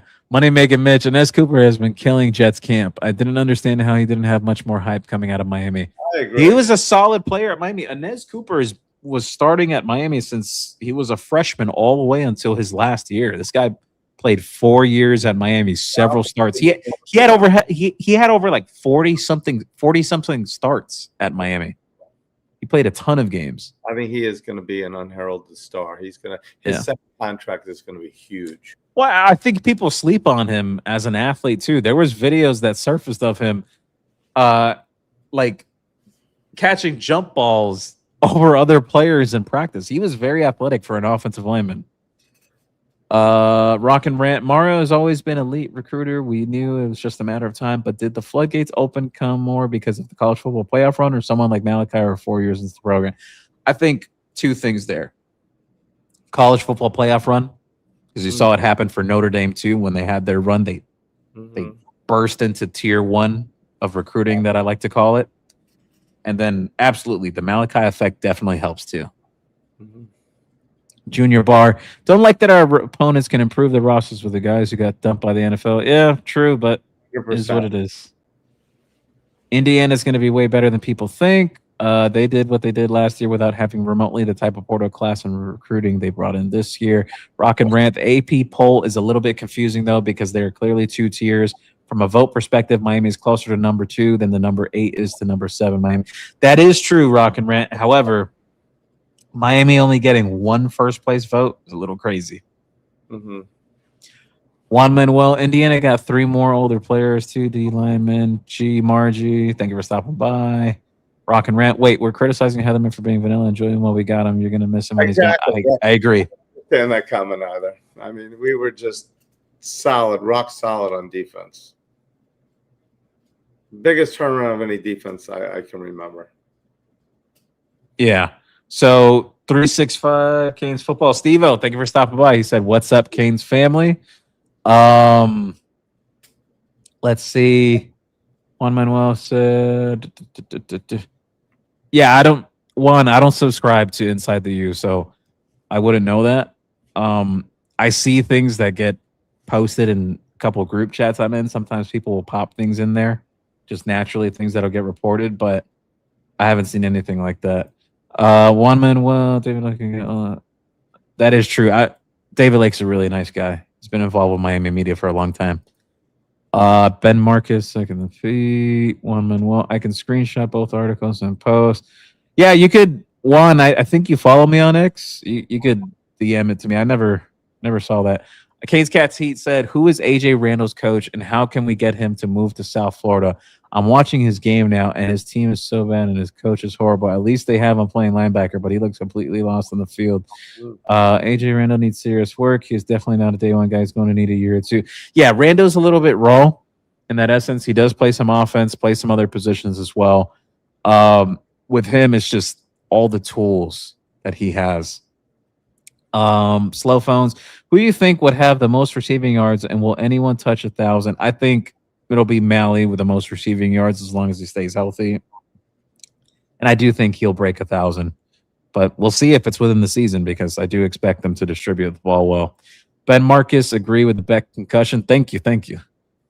Money Sniper Stone, thank you for stopping by. What about Max Buchanan in the O-line? Very curious how the O-line finishes out. He's still competing for a starting job on the right side at right guard. So, but Ben Congdon's definitely made a compelling case to be one of those starters. They're very close to locking that in, but still one more scrimmage tomorrow. But regardless, I think Max, he's going to be like one of those swing linemen where when Miami lines up in heavy sets, they'll bring a 6th or 7th lineman out there. He'll be out there. Juan Manuel, Cam did that throw across his body. Thought I was going to pick up TV and throw it at a kid. Yes. Snaps the second half for blowout. Canes to believe us. Yes, I agree with you, Juan, on that. Money Sniper Stone, I spoke about that. So last question of the evening. Ben Marcus said, Heatherman was the most important person on our team last year. I agree. Because well, 2 last questions actually. So this and then Slow Phones' question. He said Heatherman was the most important person on our team last year. I absolutely agree with that because you look at the entire turnaround of the defense. And I know, yes, they went crazy in the portal to get defensive backs before last season, and they did a tremendous job of that. But just the entire turnaround of that defense, the improvements from Bain and Mesidor and the steps that Moten took and what Scott did and everything, just overall, yes, Heatherman was definitely the most important guy because he turned around that entire defense. Canes Cats Heat said, we need to get AJ Randall to one of these Miami schools, Gio. Yeah. Look, hey, the Torres, the younger brother, he's down here at Columbus. I think it's going to do wonders for his development. That's awesome. Columbus has some of the best facilities in Dade County these days. Slow Phones, will Miami wear the black jersey this year? I haven't heard anything on a black jersey. I know a bunch of Adidas schools have been announcing some black jerseys that have been revealed recently. However, I haven't heard anything in regard to that from Miami. I have heard, though, that Miami will probably wear the military thing again, and stay tuned that, there may be something else special out there this year for a specific game. Military or black was the choice. Yeah. I like the military better.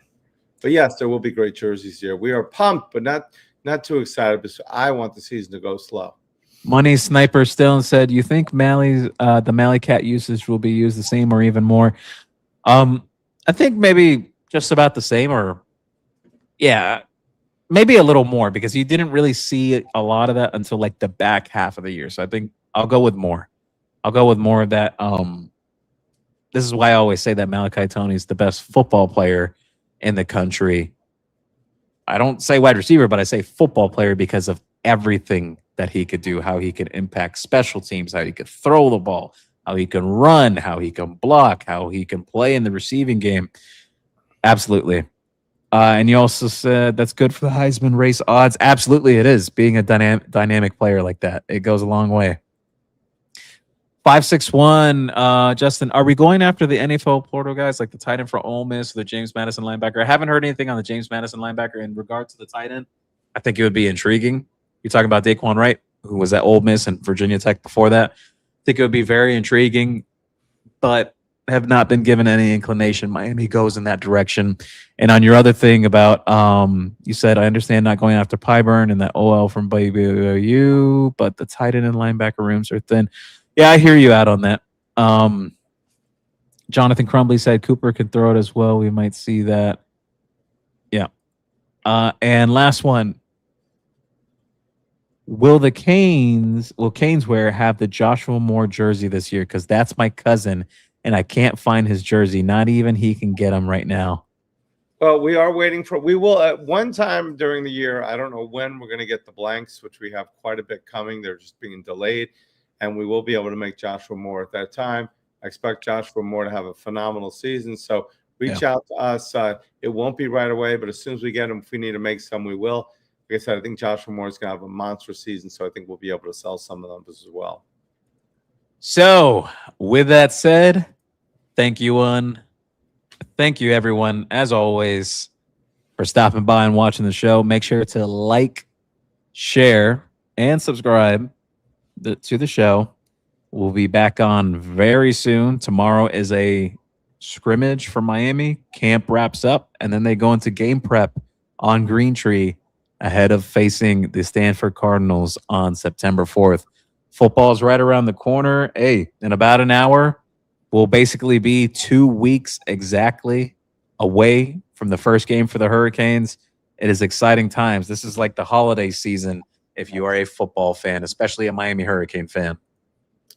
Absolutely. Great show today. Thank you for everybody to stopping by. Remember to on the Caneswear app, it's building a lot of things. We got Alex Donner writing. We've got some other big surprises we're going to announce soon. And right now we are, if you buy on the app, you get 10% off for a limited time. So 10%. So download the app and on your Google or Apple store. I think Gio has it up right now. Lots of cool things on that. And push notifications. You'll hear about the latest things from players coming in to new items to sales, etc. But right now it's 10% off. Great day. Lots of different shows for the Caneswear TV. We appreciate everybody mentioning that they are following us now. Tell your friends. Tell everybody. In the store today, I said to somebody, hey, do you know about the app? He said, absolutely. He's from Orlando. I said, do you know about the show? Caneswear TV? What he said, I was trying to show the girls. That's what he said. He said, of course. I just watched Benny last night. I watched John today. I mean, so people are catching on. That's awesome. Tomorrow we have John Michaels at 1 p.m., correct? And he's got a special guest. Yes. Derek Ho is going to be on the show. Every Friday, it's like he's going to have a fan day, which is great. We're looking to have that also. So thank you to everybody. Very excited about the season. By the way, on a personal note, it is my birthday tomorrow, still 47 minutes. So it's my birthday will be the same year, same age as when I was born. So you should be able to figure that one out. I think I'm like 25. But anyways, it's we're excited. So much new stuff coming into Canes. We're excited. Come on by. I heard Miami Mayhem say there's going to be he's going to have a little show. We're actually planning. I know Alex Dono said he's coming by as well. So first weekend of the season, come on, check us out. And come and meet some of the podcasters as well. That'll be a lot of fun. So thank you again, and we appreciate it. Gio, phenomenal job. Gio, just to tell you, he's amazing in front of the camera, as we all know. He is outstanding, as good as anybody. But he has done such a phenomenal job producing shows. He's been producing State of Miami with John Michaels. He is producing the Canes Culture with Brad Tejada and John Michaels. He is producing the Benny and the Boys show. He has been phenomenal popping in and out. So I just want to say, great job, Gio. He is making this channel extra special. So thank you, Gio. I'm so glad we partnered up and teamed up to make this the best channel anywhere. Thank you so much, Gio. Thank you. I appreciate it. And I do want to comment on this before we hop off. Just this little nugget. He said, Gio and Brett, just tell me this. Are these special uniforms for the 25th anniversary of the 2001 team as badass as I've heard? I know y'all know. Well, I can't say exactly, but stay tuned. Go Canes. Let's bring it back. Run it back from 2001, 25-year anniversary, baby. Go Canes. See you next time.